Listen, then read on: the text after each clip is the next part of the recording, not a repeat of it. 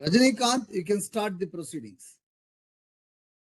ಭಾಗವಹಿಸಿರುವ ಎಲ್ಲರಿಗೂ ನನ್ನ ಹೃತ್ಪೂರ್ವಕವಾದ ವಂದನೆಗಳು. ಶುಭ ಸಂಜೆ. Good evening to one and all. Sir, am I audible, sir? You are audible. Go ahead. Yes. So thank you very much, sir. So ಇವತ್ತಿನ ಸಂಜೆ ಇದು 53ನೇ ಆವೃತ್ತಿ, ನಮ್ಮ ಈ ಸಂಭಾಷಣೆಯ 53ನೇ ಆವೃತ್ತಿ.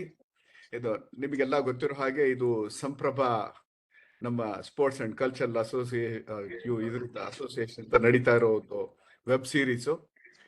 ಇದಕ್ಕೆ ಶ್ರೀ ಬರ್ತಿಲ್ಲ, ವಿಡಿಯೋ ಬರ್ತಾ ಇಲ್ವಾ? ಬರ್ತಾ ಇದೆ. Please go ahead, don't worry. Please don't disturb. ಇವತ್ತಿನ ವಿಶೇಷ ಈ ಕಾರ್ಯಕ್ರಮಕ್ಕೆ ಓಂಕಾರ್ ಅವರು ಆಹ್ವಾನಿತರಾಗಿದ್ದಾರೆ. ಶ್ರೀ ಓಂಕಾರ್ ಅವರು ನಮ್ಮ ಇಲಾಖೆಯಲ್ಲಿ ಕೆಲಸ ಮಾಡಿದವರು. He has worked as superintendent and he retired in 2013. I'm proud to say he belongs to our previous generation. Now we are millennials, and Onkar sir, so he has got more experience than us. Today he is going to speak on humanity and its significance. So we generally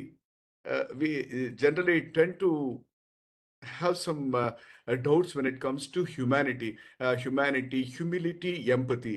ಇನ್ನು ಕನ್ನಡದಲ್ಲಿ ಹೇಳಬೇಕು ಅಂದ್ರೆ ಮಾನವತೆ ಮತ್ತು ಮನುಷ್ಯತ್ವ, ಈ ಮೂರರಲ್ಲೂ ಸಾಕಷ್ಟು ಒಂದು ವ್ಯತ್ಯಾಸಗಳಿದೆ. there are some subtle differences between all these things. ಇದು ನಮ್ಮ ದೈನಂದಿನ ಜೀವನದಲ್ಲೂ ನಮಗೆ ತುಂಬಾ ಸಲ ನಿಮಗೆ ಗೊತ್ತಾಗಿರುತ್ತೆ. ನಾವು ಎಷ್ಟು ಮಾನವೀಯತೆಯನ್ನು ಮೆರಿತಾ ಇದ್ದೀವಿ ಅಂತ ಹೇಳೆಲ್ಲ ನಮ್ಗೆ ಗೊತ್ತಾಗ್ತಾ ಇರುತ್ತೆ. ನಾವು ಯಾವುದೇ ಒಂದು ಕಾರ್ಯಕ್ರಮ, ಏನೇ ಕೆಲಸ ಮಾಡಿದಾಗ ಇದು ಮಾನವೀಯತೆ ದೃಷ್ಟಿಯಿಂದ ಎಲ್ಲೋ ಒಂದ್ ಕಡೆ ನೋಡಿರ್ತೀವಿ. ಅದು ನಮ್ಮ ಇಲಾಖೆಯಲ್ಲಿ ಓಂಕಾರ್ ಸರ್ ಕೂಡ ನಮ್ಮ ಇಲಾಖೆಯಲ್ಲಿ ಕೆಲಸ ಮಾಡಿರೋರು. ಹಾಗಾಗಿ ಅವರಿಗೆ ಚೆನ್ನಾಗಿ ಗೊತ್ತಿರುತ್ತೆ. ಎಷ್ಟೋ ಅಧಿಕಾರಿಗಳು ಬಂದು ಹೋಗಿದ್ದಾರೆ, ಎಷ್ಟೋ ಕಮಿಷನರ್ಸು, ಎಷ್ಟೋ ಆಯುಕ್ತರುಗಳು, ಅಡಿಷನಲ್ ಕಮಿಷನರ್ಸು, ಅಸಿಸ್ಟೆಂಟ್ ಕಮಿಷನರ್ಸು ಎಲ್ಲರೂ ಇದು ಮಾಡಿದ್ದಾರೆ. ಅವ್ರ ಕೈ ಕೆಳಗೆ ಕೆಲಸ ಮಾಡಿರ್ತಕ್ಕಂಥ ಇನ್ಸ್ಪೆಕ್ಟರ್ಸ್ ಆಗಿರ್ಬೋದು, ಬೇರೆ ಇವರು ಇದ್ದಾರೆ, ಬೇರೆ ಸ್ಟ್ರೀಮ್ನವರು ಕೆಲಸ ಮಾಡಿರ್ತಾರೆ.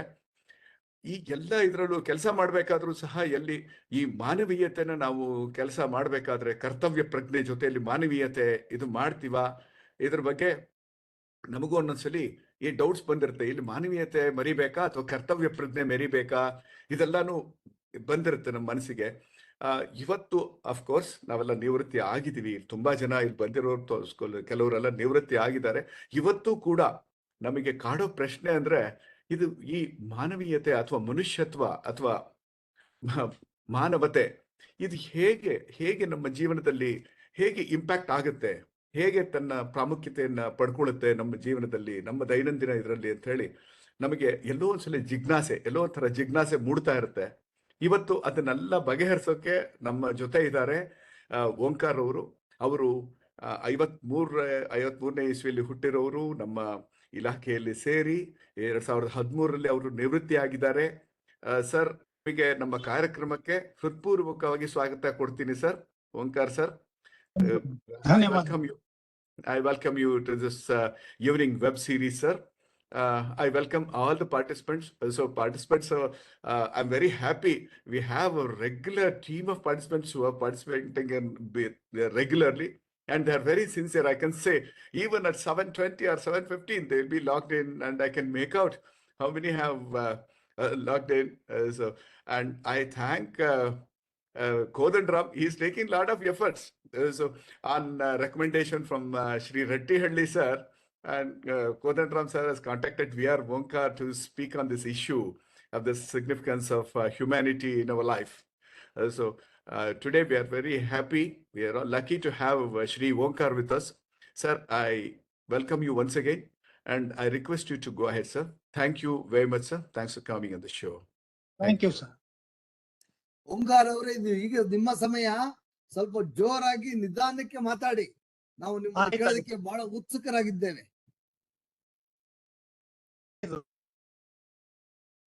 ಎಲ್ಲರಿಗೂ ನಮಸ್ಕಾರ. ಇಂದು ನಾನು ಮಾತನಾಡುತ್ತಿರುವ ವಿಷಯ ಮನುಷ್ಯತ್ವ ಹಾಗೂ ಅದರ ಮಹತ್ವ. ಈಗ ನಾನು ಏನ್ ಮಾತಾಡ್ಬೇಕಂತೀನಿ ಅದನ್ನ ರಜನಿಕಾಂತ್ ಅವರು ಹೇಳಿಬಿಟ್ರು 50%. ಭಾಗ ಅಂತ ನಾವು ಈ ಧಾರ್ಮಿಕ ಹಿನ್ನೆಲೆ ಮನುಷ್ಯತ್ವ ಹೇಗೆ ಅದು ಮಾಡಬೇಕು, ಯಾವ ಸಂದರ್ಭಗಳನ್ನು ತೆಗೆದುಕೊಂಡು ಹೇಳಬೇಕು, ಇವೆಲ್ಲ ವಿಷಯಕ್ಕೆ ಈಗ ಸಾಮಾನ್ಯವಾಗಿ ಎಲ್ಲರಿಗೂ ಗೊತ್ತಿದ್ದೇ ಮಾನವೀಯತೆ. ಅವ್ರು ಹೇಳಿದ್ರು ಮಾನವೀಯತೆ ಅಂದ್ರು ಒಂದೇ, ಮನುಷ್ಯತ್ವ ಅಂದ್ರು ಒಂದೇ. ಸಾಮಾನ್ಯವಾಗಿ ಮನುಷ್ಯತ್ವ ಎಂದರೆ ಮನುಷ್ಯನಾಗಿ ಹುಟ್ಟುವಲ್ಲ, ಮನಸ್ಸಿನಲ್ಲಿ ದಯೆ, ಕರುಣೆ, ಸತ್ಯ, ಧರ್ಮ, ಸಹಾನುಭೂತಿ, ಪ್ರೀತಿ ಇವುಗಳನ್ನು ಧಾರಣೆ ಮಾಡಿಕೊಂಡು ಬದುಕುವುದೇ ಮನುಷ್ಯತ್ವ. ನಾನು ಮಾತ್ರ ಅಲ್ಲ, ಇತರರು ಆಗಿರ್ಬೇಕು ಎನ್ನುವ ಮನೋಭಾವವೇ ಮನುಷ್ಯತ್ವದ ಹೃದಯ. ಈಗ ನಾವೇನ್ ಮಾಡ್ತೀವಿ, ಒಂದು ವಂಶದಲ್ಲಿ ಹುಟ್ಟಿ ಬಂದೀವಿ ಮನುಷ್ಯರಾಗಿ. ಪ್ರಾಣಿಗಳಿಗೆ ಪಕ್ಷಿಗಳಿಗೆ ವಂಶ ಅನ್ನೋದು ಇರುವುದಿಲ್ಲ. ನಮಗೆ ಗೋತ್ರ ಇರುತ್ತದೆ, ನಮ್ಮ ಹಿರಿಯರು ಯಾರು, ಅವ್ರ ಹಿರಿಯರು ಪಾರಂಪರವಾಗಿ ಬಂದಿರ್ತದೆ. ಇಂಥ ಗೋತ್ರದಲ್ಲಿ ಬಂದಿರ್ತೀವಿ ಅಂದ್ರೆ ನಾವು ಯಾವುದೋ ಒಂದು ಋಷಿ ಮುನಿಗಳ ನಮ್ಮ ಮನೆತನದಲ್ಲಿ ನಾವು ಬಂದವರು. ನಮ್ದು ಎಂಥ ದೊಡ್ಡ ಹುಟ್ಟಿದ್ವಿ ನಾವು ಹೇಳ್ಕೊತೀವಿ. ಯಾಕೆ ಅಂದ್ರೆ ಆ ಹಿರಿಯರೇ ಇರ್ತಕ್ಕಂಥ ಏನ್ ಅವರಲ್ಲಿ ಗುಣಗಳಿವೆ ಅವುಗಳನ್ನ ನಮ್ಮಲ್ಲಿ ಬಿತ್ತುಕೊಳ್ಬೇಕು. ಅವ್ರು ಏನ್ ಮಾಡಿದ್ರು ಅದನ್ನ ಸಾಧನೆ ಮಾಡಿ ತೋರಿಸ್ಬೇಕು. ಇದೇ ಮಾನವೀಯತೆ ಒಳಗೆ ಒಂದು ಭಾಗ ಬರ್ತದೆ ಅಷ್ಟೇ.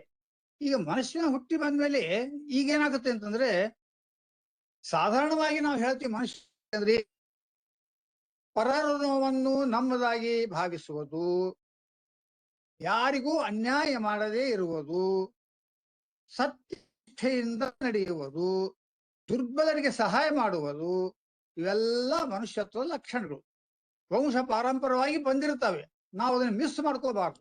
ನಮ್ಮ ಹಿರಿಯರು ಹೇಗಿದ್ದಾರೆ, ಹೇಗೆ ಹೆಸರು ಗಳಿಸಿದ್ರು, ನಾವು ಕೂಡ ಅವರ ಒಂದು ಏನಿದೆ ಅಲ್ಲ ಸಂಸ್ಕಾರ ನಾವು ಮುಂದುವರಿಸಿಕೊಂಡು ಹೋಗಬೇಕು ಅಂತ ತಿಳ್ಕೊಂಡು ಎಲ್ಲರ ಮನುಷ್ಯರ ಆಶೆ. ಮನುಷ್ಯತ್ವ ಎಂಬುದೊಂದು ಈಗ ಎಲ್ಲರಿಗೂ ಅವರವರು ವ್ಯಾಖ್ಯಾನ ಅವ್ರವ್ರಿಗೆ ಇರ್ತದೆ. ಮನುಷ್ಯತ್ವ ಎಂಬುದು ಮನುಷ್ಯನಿಂದ ಮನುಷ್ಯಗೆ ಭಿನ್ನ ಇರ್ತದೆ. ಹೀಗಿರುವಾಗ ಆ ಮನುಷ್ಯನಲ್ಲಿ ಗುಣಗಳು ಏನಿರ್ತಾವ ಅದು ಕೂಡ ಇಲ್ಲಿ ಒಳ್ಳೆಯ ಪಾತ್ರ ವಹಿಸ್ತದೆ. ಈಗ ಅದನ್ನು ನಾವು ಉಳಿಸಿಕೊಂಡು ಬೆಳೆಸಿಕೊಂಡು ಹೋಗೋದೇ ಪ್ರಮುಖವಾಗಿರುತ್ತದೆ, ಅದೇ ಮುಖ್ಯ. ಈಗ ಮನುಷ್ಯತ್ವಕ್ಕೆ ನೇರವಾಗಿ ಆಗಲಿ ಪರೋಕ್ಷವಾಗಿ ಆಗಲಿ ಸಂದರ್ಭಗಳನ್ನು ಆರಿಸಿಕೊಂಡಿದ್ದೇನೆ. ಮನುಷ್ಯತ್ವ ಬಗ್ಗೆ ತಿಳಿದುಕೊಂಡ್ರೆ ಸಾಕಾಗೋದಿಲ್ಲ, ಅದನ್ನು ಉಳಿಸಿಕೊಂಡು ಬೆಳೆಸಿಕೊಂಡು ಹೋಗುವ ಕರ್ತವ್ಯ ನಮ್ಮದಾಗಿರುತ್ತದೆ. ನಮ್ಮ ಜೀವನದಲ್ಲಿ ಇದೇ ನಮ್ಮ ಜೀವನದ ಮುಖ್ಯ ಅಂಶ. ಅದು ಹೇಗೆ ಎಂಬುದನ್ನು ವಿಸ್ತಾರವಾಗಿ ಒಂದೊಂದಾಗಿ ನೋಡೋಣ. ಮನುಷ್ಯತ್ವದ ಹಿನ್ನೆಲೆ ನಾವು ಸ್ವಲ್ಪ ಪರೀಕ್ಷೆ ಮಾಡಬೇಕಾಗ್ತದೆ. ಅದ್ರ ವಿವರಗಳು ಏನು? ಈ ಪ್ರಪಂಚದಲ್ಲಿ ಹಲೋ, ಪ್ರಪಂಚ ಅಂದ್ರೆ ಪಂಚ. ಈ ಪಂಚದಿಂದ ಕೂಡಿರ್ತಕ್ಕಂಥ ಪ್ರಪಂಚ ಬಹಳ ವಿಚಿತ್ರವಾದದ್ದು.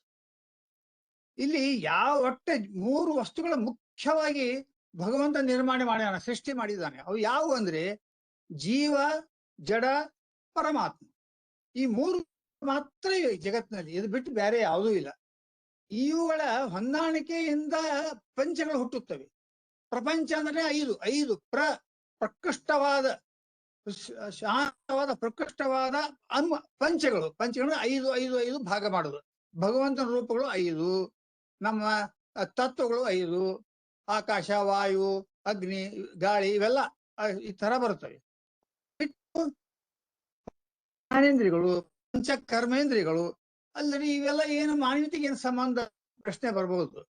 ನೇರವಾಗಿದ್ದಿದ್ರು ಪರೋಕ್ಷವಾಗಿ ಅದು ನಮ್ಗೆ ಬಹಳ ಅವಶ್ಯಕತೆ ಇದ್ದೇ ಇದೆ. ಯಾಕಂದ್ರೆ ಭಿನ್ನತೆ ವೈವಿಧ್ಯತೆ ನಾವು ಹೇಳಬೇಕಾಗಿದೆ. ಇಲ್ಲಿ ಭಿನ್ನತೆ ವೈವಿಧ್ಯತೆ ಯಾವಾಗ ಹೇಳಲಿಕ್ಕೆ ಬರ್ತದೆ ನಮಗ?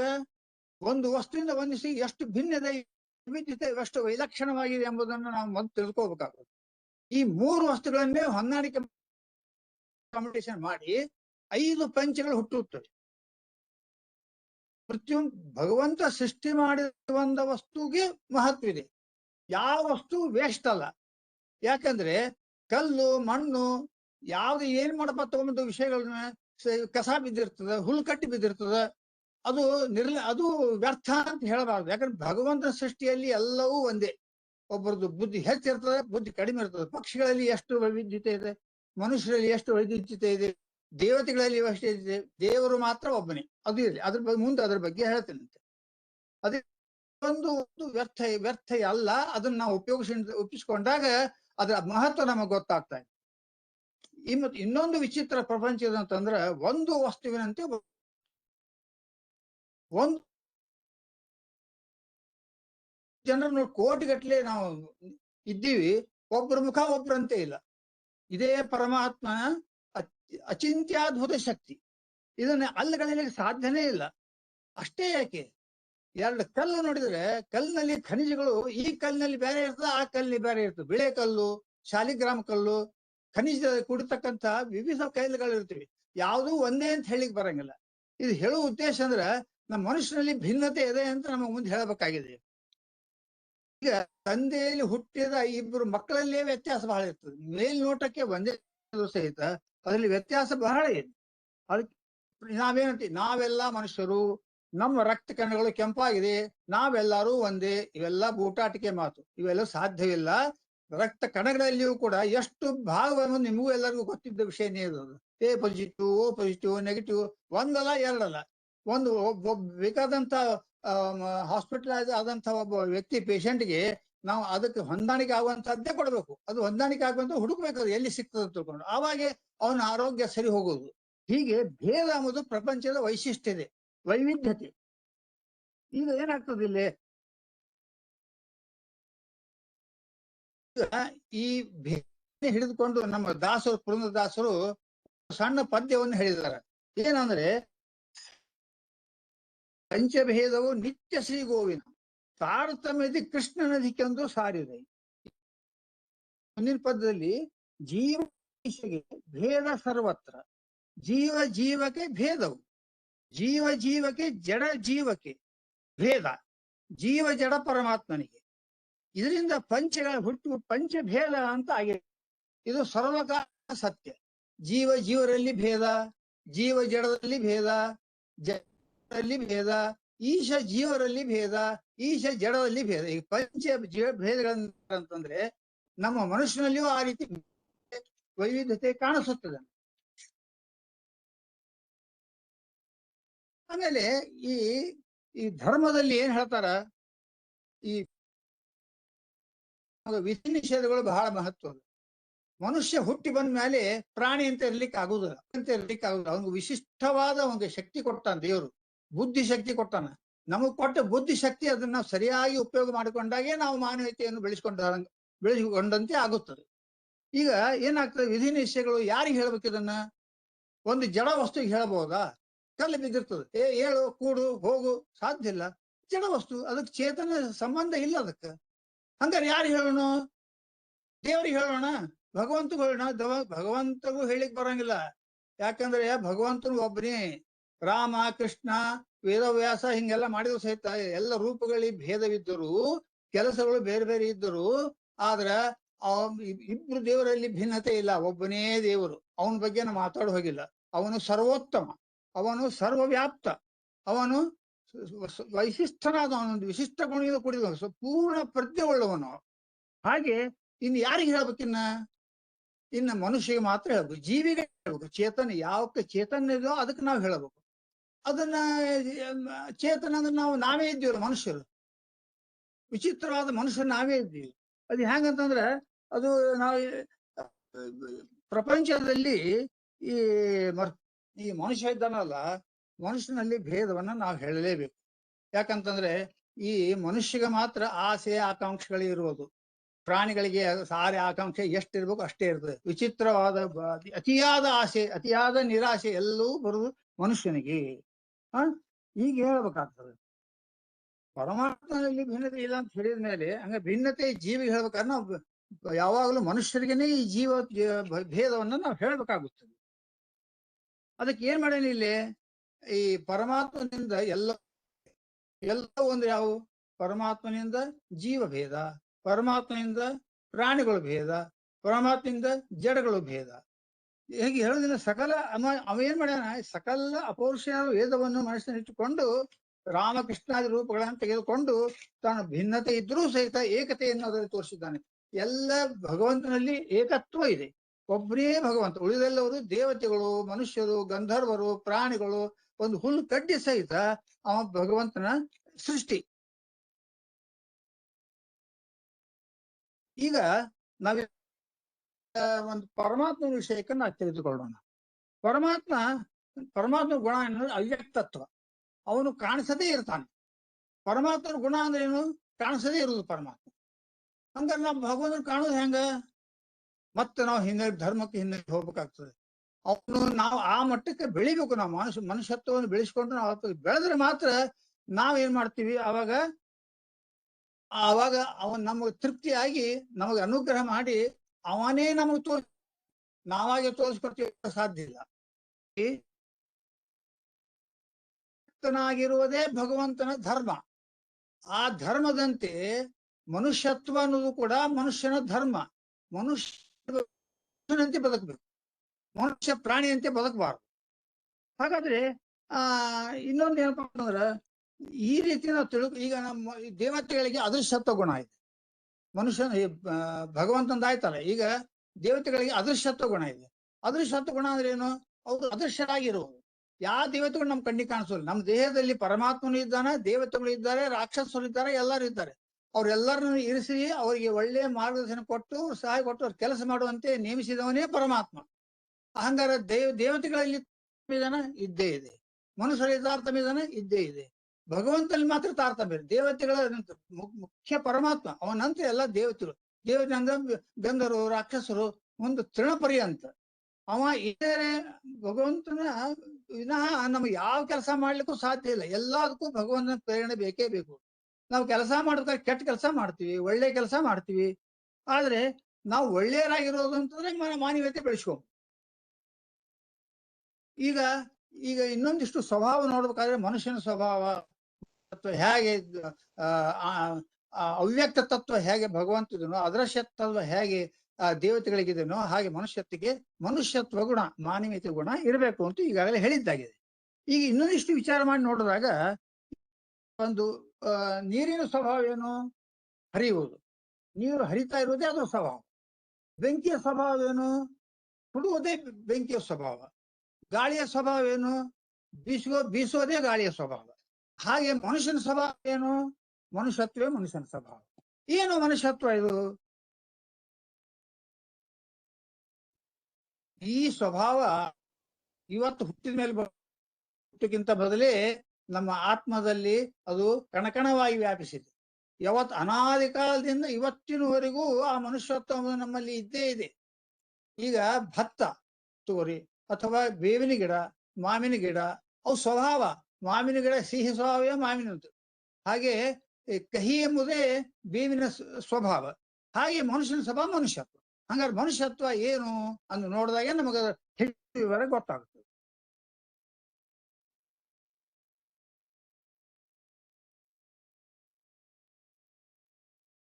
ನೋಡ್ರಿ, ಈಗ ಮನುಷ್ಯತ್ವ ಅಂದ್ರೆ ಮನುಷ್ಯನಾಗಿರುವುದು.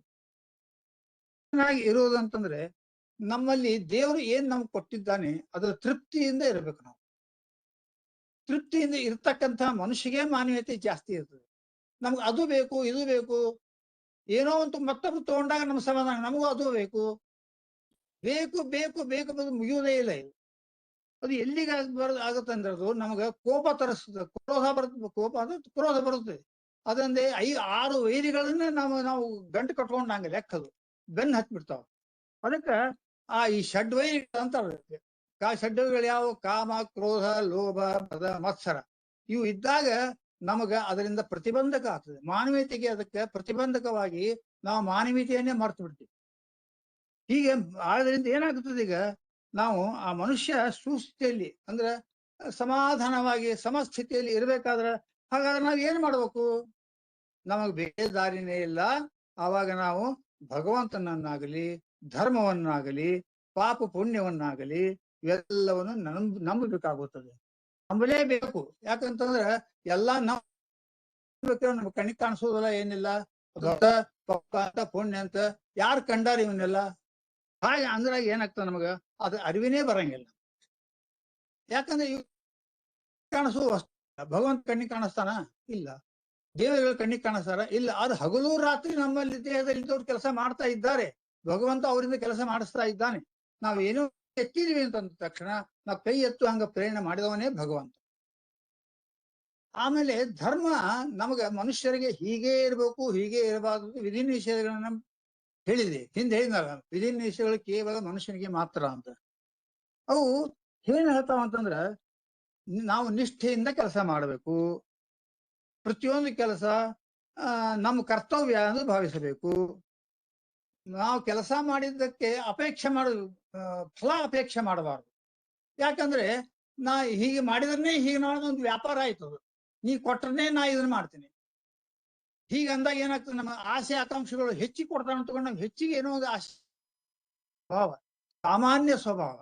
ಇದು ಏನಾಗ್ತದೆ, ಇದು ನಾವು ಹೋಗ್ಬೇಕು ಹೆಂಗ ಅಂದ್ರ ಆ ವಿಧಿ ನಿಷೇಧಗಳು ಹೀಗೆ ಮಾಡ್ಬೇಕು, ಹೀಗೆ ಮಾಡಬಾರ್ದು ಅಂತ ವೇದಗಳ ಅಪೌರುಷಿಯಾದ ಕಾಲದಲ್ಲಿ ಅದು ನಡೆದು ಬಂದಿದೆ. ಹಾಗೆ ಅವುಗಳನ್ನು ಹೇಳಿದಾಗ ಅದರಂತೆ ನಡೆದ್ರೆ ನಮಗ ಸುಖವಾದಿತ್ತು, ನಿಜವಾದ ಮಾನ್ಯತೆ ಬೆಳೆಸ್ಕೊಂಡು ಹೋಗಲು ಸಹಾಯಕವಾದಿತ್ತು. ಮತ್ತು ಇನ್ನೊಂದು ಮುಖ್ಯ ಅಂಶ ಅಂದ್ರ, ನಾವು ಏನೇ ಕೆಲಸ ಮಾಡ್ತೀವಲ್ಲ, ಈಗ ನಾವು ಅಸ್ವತಂತ್ರ ಪ್ರಾಣಿ. ಯಾರಿಗೆ ಹೋಲಿಸಿದ್ರ? ಭಗವಂತನಿಗೆ ಹೋಲಿಸಿದ್ರ. ಭಗವಂತನ ಸರ್ವ ಸ್ವತಂತ್ರವಾದ ಒಂದು ವ್ಯಕ್ತಿತ್ವ ಅವನು. ನಮಗೆ ಅವನು ಪರಮಾತ್ಮ, ನಾವು ಸಾಮಾನ್ಯ ಆತ್ಮಗಳು. ಅವ ಸರ್ವಜ್ಞ, ನಾವು ಅಲ್ಪಜ್ಞರು. ಹೀಗಿರುವಾಗ ನಾವೇನೋ ಕೆಲಸ ಮಾಡ್ತಿದ್ವಿ ಅಂತಂದ್ರ ಅದು ಅವನ ಪ್ರೇರಣೆಯಿಂದ ತಿಳ್ಕೊಬೇಕು. ನಾವು ಏನು ಕೆಲಸ ಮಾಡ್ಲಿಕ್ಕೆ ಬರಂಗಿಲ್ಲ. ನಾವ್ ಏನೋ ಕೆಲಸ ಮಾಡ್ಲಿಕ್ಕೆ ಹೋಗ್ತೀವಿ, ಏನೋ ಮಾಡಿ ಅನಾಹುತ ಮಾಡ್ಕೋತೀವಿ. ಅದು ಯಾಕೆ ಅಂತಂದ್ರೆ ನಮ್ಮ ಅಲ್ಪಜ್ಞರು. ನಾವು ಸಣ್ಣವರು, ನಾವು ಬಹಳ ಸಣ್ಣವರು. ನಮ್ಗೆ ಯಾರು ಹೇಳ್ಬೇಕು? ನಾವು ದೊಡ್ಡವರು. ನಾವು ಸಣ್ಣವ್ರು ಇದ್ದಾಗ ತಾಯಿ ತಂದೆ ನಮ್ಮ ಸಾಕಿ ಸಲಹಿಸ್ತಾರಿಲ್ಲ. ಆವಾಗ ನಮ್ಗೆ ಹೀಗೆ ಇರ್ಬೇಕು, ಹೀಗೆ ಮಾಡ್ಬಾರ್ದಪ್ಪ, ಟಿವಿ ನೋಡ್ಬಾರ್ದು, ಮೊಬೈಲ್ ನೋಡ್ಬಾರ್ದು, ಎಲ್ಲ ಗ್ರಂಥಗಳನ್ನು ಓದ್ಬೇಕು, ಅವ್ನ್ ಸಹಾಯ ಮಾಡ್ಬೇಕು, ಇವ್ನ್ ಸಹಾಯ ಮಾಡ್ಬೇಕು, ಇವೆಲ್ಲ ನಮ್ಗೆ ಹೇಳ್ತಾರ. ಹೀಗೆ ಮಾಡ್ಬೇಕು, ಅಲ್ಲಿ ಹೋಗ್ಬೇಡಪ್ಪ, ಅಲ್ಲಿ ನಿನ್ ತ್ರಾಸ ಆಗ್ತದೆ, ಹೋಗಿ ಬಿದ್ದು ಎದುರು ಮಾಡ್ಕೊಂಡೆ ಅಂದ್ರೆ ಹೇಗ? ಹೀಗಂತ ಹೋದಾಗ ಏನಾಗ್ತದೆ, ನಮಗ ಅವ್ರು ಹೇಳಿ ನಡ್ಕೊ ನಾವು ಮನುಷ್ಯರಾಗಿ ಉಳಿತೀವಿ. ಅವ್ರಿಗೆ ತಂದೆ ತಾಯಿಗೆ ಒಳ್ಳೆಯ ಮಗನಾಗಿ ಇರ್ತೇವೆ. ಹಾಗೆ ಅಣ್ಣ ತಮ್ಮ ತಂಗಿ ಎಲ್ಲ ಸಂಬಂಧಗಳನ್ನ ನಾವು ಶುದ್ಧವಾಗಿ ನಡೆದುಕೊಂಡು ಹೋಗುವಂತ ಪ್ರಸಂಗ ನಮಗಿರ್ತದೆ. ನಾವು ಏನೇ ಮಾಡಿದರೂ ಅದು ಭಗವಂತನೇ ಮಾಡಿಸಿದ್ದು ಅಂತ ನಾವು ಅನುಸಂಧಾನ ಮಾಡ್ಕೊಂಡ್ಬಿಟ್ರೆ ಆವಾಗ ನಾವು ವಿಧಿ ನಿಷೇಧಗಳನ್ನು ಪಾಲಿಸಿದಂತೆ ಆಗುತ್ತದೆ. ವಿಧಿ ಅಂದ್ರೆ ಹೀಗೆ ಮಾಡಂತ ಹೇಳೋದು, ನಿಷೇಧ ಅಂದ್ರೆ ಹೀಗೆ ಮಾಡಬಾರ್ದ ಅಂತ ಹೇಳೋದು. ಮತ್ತು ನಾವೀಗ ಮಾಡ್ತೀವಲ್ಲ ಕೆಲಸ, ಅವು ಭಗವಂತ ಎಷ್ಟು ನಮ್ಮ ಯೋಗ್ಯತೆ ಇದನೋ ಅಷ್ಟೇ ಮಾಡಿಸ್ತಾನೆ. ಮತ್ತೆ ನಾವು ಯಾವ್ದೋ ಒಂದು ಕೆಲಸ ಮಾಡ್ಲಿಕ್ಕೆ ನಾ ಅಷ್ಟು ಮಾಡ್ತೀನಿ, ನಾ ಇಷ್ಟು ಮಾಡ್ತೀನಿ, ದೊಡ್ಡದು ವೇಟ್ ಎತ್ತೀನಿ, ಯಾವ್ದು ಸಾಧ್ಯ ಇಲ್ಲ. ನಿನ್ನ ಯೋಗ್ಯತೆಗೆ, ನಿನ್ನ ಒಂದು ಆರೋಗ್ಯಕ್ಕೆ ಏನ್ ಸಂಬಂಧ ಅಷ್ಟು ಮಾತ್ರ ನಾವು ಮಾಡ್ತೀವಿ. ಯಾಕಂದ್ರೆ ಇದು ನಾವು ಇವತ್ತು ಮಾಡೋದಲ್ಲ, ನಾವು ಹುಟ್ಟಿ ಬಂದೀವಿ, ಅದು ಮಾಡ್ಬೇಕು. ನಮ್ಗೆ ಗೊತ್ತಿಲ್ಲ ಏನ್ ಮಾಡ್ಬೇಕು. ಸಣ್ಣವ್ರಿಂದ ನಮ್ಗೆ ಏನ್ ಗೊತ್ತಿರ್ತದ? ಓದ್ದಂಗ ದೊಡ್ಡವರಾದ್ಮೇಲೆ ಮತ್ತೊಬ್ರು ನೋಡಿ ಕಲ್ಕೋತೀವಿ, ಅಥವಾ ಮತ್ತೊಬ್ರು ಹೇಳ್ತಾರ. ನಾವು ಸಣ್ಣವರಿದ್ದಾಗ ಹೇಳೋರು ನಮ್ ತಂದೆ ತಾಯಿ. ದೊಡ್ಡವ್ರ ಆದ್ಮೇಲೆ ಧರ್ಮ ಮತ್ತು ಭಗವಂತನ ನಂಬೇಕಾಗ್ತದೆ. ಅವ ಹೆಂಗ್ ಹೇಳ್ತಾನ ಹಾಗಿರ್ಬೇಕಾಗ್ತದೆ. ಯಾಕಂದ್ರೆ ಇವು ಏನಾಗ್ತದ, ಈ ಪ್ರತಿಯೊಂದು ಮನುಷ್ಯನ ಕರ್ತವ್ಯ ಏನಂದ್ರ ನಾನು ಸುಖವಾಗಿರ್ಬೇಕು, ಎಲ್ಲರೂ ಸುಖವಾಗಿರ್ಬೇಕು. ದುಃಖ ಯಾರಿಗ್ ಬೇಕು? ದುಃಖ ಯಾರಿಗೂ ಬೇಡ. ಆದ್ರೆ ಪ್ರಪಂಚದಲ್ಲಿ ದುಃಖ ಆಗದೆ ಎಲ್ಲಾದ್ರೂ ಇದೆಯಾ? ಒಂದ್ ಕಡೆ ಮದುವೆ ಸಂಭ್ರಮ, ಇನ್ನೊಂದು ಕಡೆ ಜೀವ ಹೋಗಿರ್ತದ, ಆಕ್ಸಿಡೆಂಟ್ ಆಗಿರ್ತದ, ದವಾಖಾನೆಗೆ ಇರ್ತಾನ, ಇನ್ನೊಬ್ಬ ಅಂತ ಮತ್ತೊಂದು ಅಲ್ಲಿ 5 ಸ್ಟಾರ್ ಹೋಟೆಲ್ನಾಗ ಪಾರ್ಟಿ ಮಾಡ್ತಿರ್ತಾನ. ಇದೆಲ್ಲ ಸುಖಾನೋ ದುಃಖಾನೋ ಅದು ಯಾವುದೇ ಇರ್ಲಿ. ಆದ್ರೆ ಏನಾಗ್ತದ, ನಾವು ಕೆಲಸ ಏನ್ ಮಾಡ್ತಿರ್ತೀವ ಇದರಲ್ಲಿ ವೈವಿಧ್ಯತೆ ಇದೆ ಅಂತ ಹೇಳ್ಬೇಕು. ಭಗವಂತ ನಮ್ ಕೆಲಸ, ನಾವು ಮಾಡ್ತಾ ಇರೋ ಕೆಲಸ ಭಗವಂತನೇ ಕೊಟ್ಟದ್ದು. ನಾವು ಸ್ವಂತವಾಗಿ ಯಾವುದೂ ಮಾಡ್ಲಿಕ್ಕೆ ಆಗುದಿಲ್ಲ ಅನ್ನೋದು ಹೇಳಲಿಕ್ಕೆ ಇಷ್ಟೆಲ್ಲ ಉದಾಹರಣೆ ಹೇಳಿದೆ ನಾನು. ಮತ್ತು ಮನುಷ್ಯನೊಂದು ಇನ್ನೊಂದು ದುರ್ಗುಣ ಏನಪ್ಪಾ ಅಂತಂದ್ರ ಅವನು ಅಹಂಕಾರ ಮುಖ್ಯ ಪಾತ್ರ ನೋಡ್ರಿ. ಮನುಷ್ಯತ್ವದಲ್ಲಿ ಮಾನವೀಯತೆ ಬಗ್ಗೆ ಒಂದು ಪ್ರತಿಬಂಧಕವಾದಂತಹ ಅಂಶ ಅಂದ್ರೆ ಅಹಂಕಾರ. ಈ ಅಹಂಕಾರ ಎಲ್ಲಿವರೆಗೆ ನಮ್ಮ ಮನುಷ್ಯನಲ್ಲಿ ಇರ್ತದೋ ಅಲ್ಲಿವರೆಗೆ ಯಾವ ಮನುಷ್ಯನ ಉದ್ಧಾರ.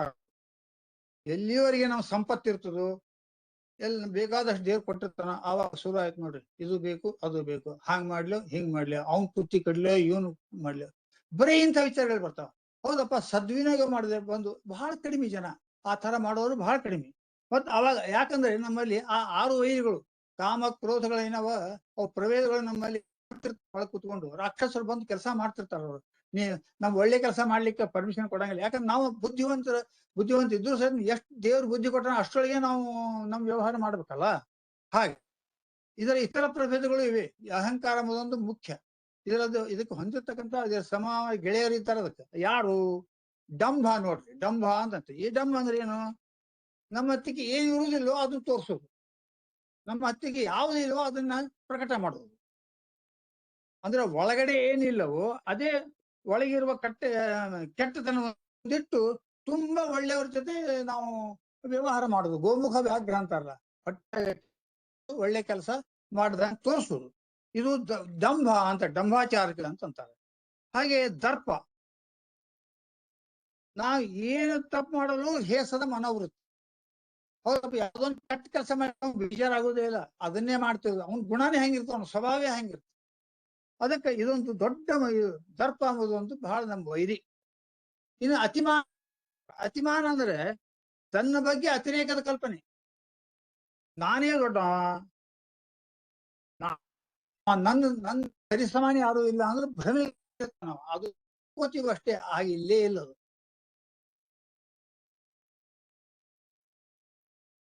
ನನ್ನ ಕಾಯಿ ಹಿಡಿಬೇಕು, ನನ್ನ ಮಾತು ಕೇಳಬೇಕು ಎಂದು ಅಪೇಕ್ಷೆ, ಇದೇ ಅತಿಮಾನ. ಹಾಗೆ ನೋಡ್ರಿ, ಕ್ರೋಧ ಬಂತ ನೋಡ್ರಿ. ಮತ್ತೆ ಆ ಕ್ರೋಧ ಅನ್ನೋದು ಮನುಷ್ಯ ಬಿಡಬೇಕು. ಅದು ಯಾರು ಬಿಡಲಾರದ ಕೆಟ್ಟ ಗುಣ. ನಿಮ್ಮ ಯಾಕ್ರಿ ಕ್ರೋಧ ಮಾಡಬಾರ್ದ್ರಿ, ಸ್ವಲ್ಪ ಕಡಿಮೆ ಮಾಡಿ, BP ಜಾಸ್ತಿ ಆಗಂದ್ರೆ ಇಲ್ಲಪ್ಪ ಬಿಡ್ತೀನಿ. ಇಲ್ಲ ನೀವು ಏನಪ್ಪಾ ಅಂತಂದ್ರೆ ಅದಕ್ಕೆ ನಿಮ್ಗೆ ಹೆಚ್ಚು ಕಡಿಮೆ ಆಗಿದೆ BP ಅನ್ನೋದು. ನಾ ಕ್ರೋಧ ಇಲ್ಲ ಅಂತ ಹೇಳ್ತಿದ್ರೆ ಮತ್ತೆ ಅದನ್ನೇ ಹೇಳ್ತೀವಿ. ಈ ರೀತಿ ಅಂದ್ಬಿಟ್ರೆ ಮತ್ತೆಷ್ಟು ಬೆಂಕಿ ಹಚ್ಚಿದಂಗೆ ಹೆಚ್ಚಾಕೋತ ಹೋಗ್ತದೆ, ಕಡಿಮೆ ಆಗೋದೇ ಇಲ್ಲ. ಅದಕ್ಕೆ ನಮ್ಗೆ ಗೊತ್ತಿಲ್ಲದಂತೆ ನಮ್ಮನ್ನು ದಾರಿ ತಪ್ಪಿಸ್ತದೆ. ಯಾವಾಗ ಕ್ರೋಧ ಬಂದು ನಮ್ಮನ್ನು ದಾರಿ ತಪ್ಪಿಸ್ತದೆ ಅಂದ್ಮೇಲೆ ನಾವೇನ್ ಮಾಡ್ಬೇಕು? ಅದಕ್ಕೆ ಪ್ರತಿಯಾಗಿ ನಿಂತು ನಾವೇ ಅದನ್ನ ಹೊರಗೆ ಹಾಕ್ಬೇಕು ನಮ್ಮ ದೇಹದಿಂದ. ಅಷ್ಟು ನಾವು ಮನುಷ್ಯತ್ವ ಬೆಳೆಸ್ಕೊಳ್ಬೇಕಾಗ್ತದೆ. ಇನ್ನೊಂದು ಕೊನೆಯದಾಗಿ ಪಾರುಷ್ಯ ಅಂತದ. ಪಾರುಷ್ಯ ಅಂದ್ರೆ ಅಸಹ್ಯವಾದ ಮಾತು, ಇನ್ನೊಬ್ಬರಿಗೆ ಹೇಸಿಕೆ ಆಗುವ ಮಾತು, ಇನ್ನೊಬ್ಬರನ್ನ ತಾತ್ಸಾರದಿಂದ ಮಾತಾಡೋದು. ಅವೇನ್ ಬಿಡು, ಅವೇನ್ ಮಾಡ್ತಾನ, ಹೀಗ. ಇನ್ನು ಇದೆಲ್ಲಾ ಮುಗಿದ ಮೇಲೆ ಅಜ್ಞಾನ ಒಂದು ಮನುಷ್ಯ ಮುಖ್ಯವಾದಂತ ದೋಷ. ಅದು ಅಜ್ಞಾನ, ಅದು ಎಲ್ಲ ದುರ್ಗುಣಗಳ ಚಕ್ರವರ್ತಿ. ನಿಜವಾದ ಜ್ಞಾನಿ ಯಾರೋ ಅವ್ರು ಎಂದೂ ಈ ಕೆಟ್ಟ ಗುಣಗಳಿಗೆ ದಾಸರಾಗೋದಿಲ್ಲ. ಅಂದ್ರೆ ನಾವು ಕೆಟ್ಟ ಗುಣಗಳಿಗೆ ದಾಸರಾದಾಗ ಮಾತ್ರ ನಮಗೆ ಅದರದ್ದು ಬಿಸಿ ತಡ್ತದೆ.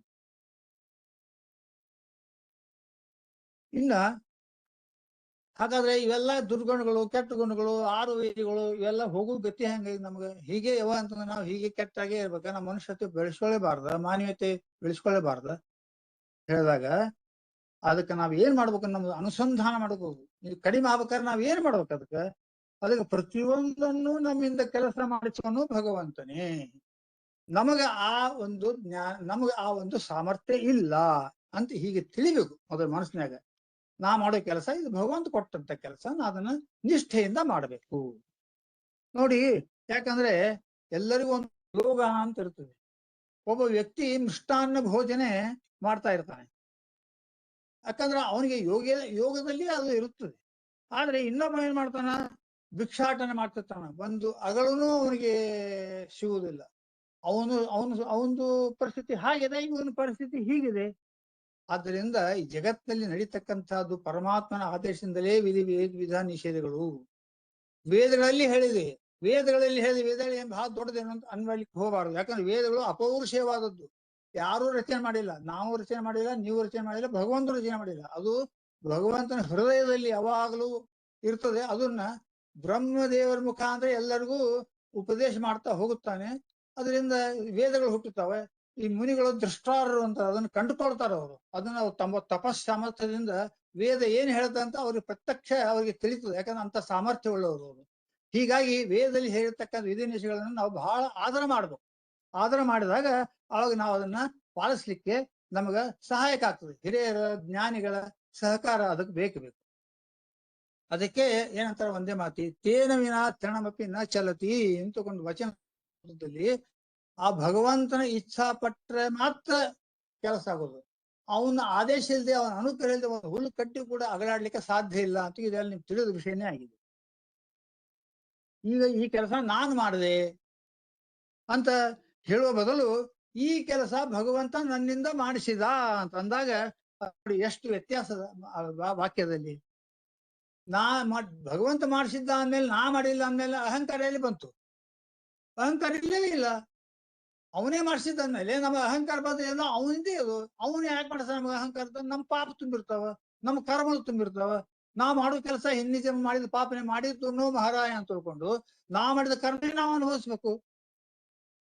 ಅದಕ್ಕೆ ದಾಸರು ಹೇಳ್ತಾರೆ, ಅದಕ್ಕೆ ಏನ್ ಹೇಳ್ತಾರ, ಇದು ನೇರವಾಗಿ ಮನುಷ್ಯತ್ವಕ್ಕ ಸಂಬಂಧ ಇದೆ, ಇದೆಲ್ಲ ಗೊಳ್ಳ ಹರಟೆ ಅಂತ ತಿಳ್ಕೊಂಡು ದಯಮಾಡಿ ಯಾರು ಭಾವಿಸಬಾರದು.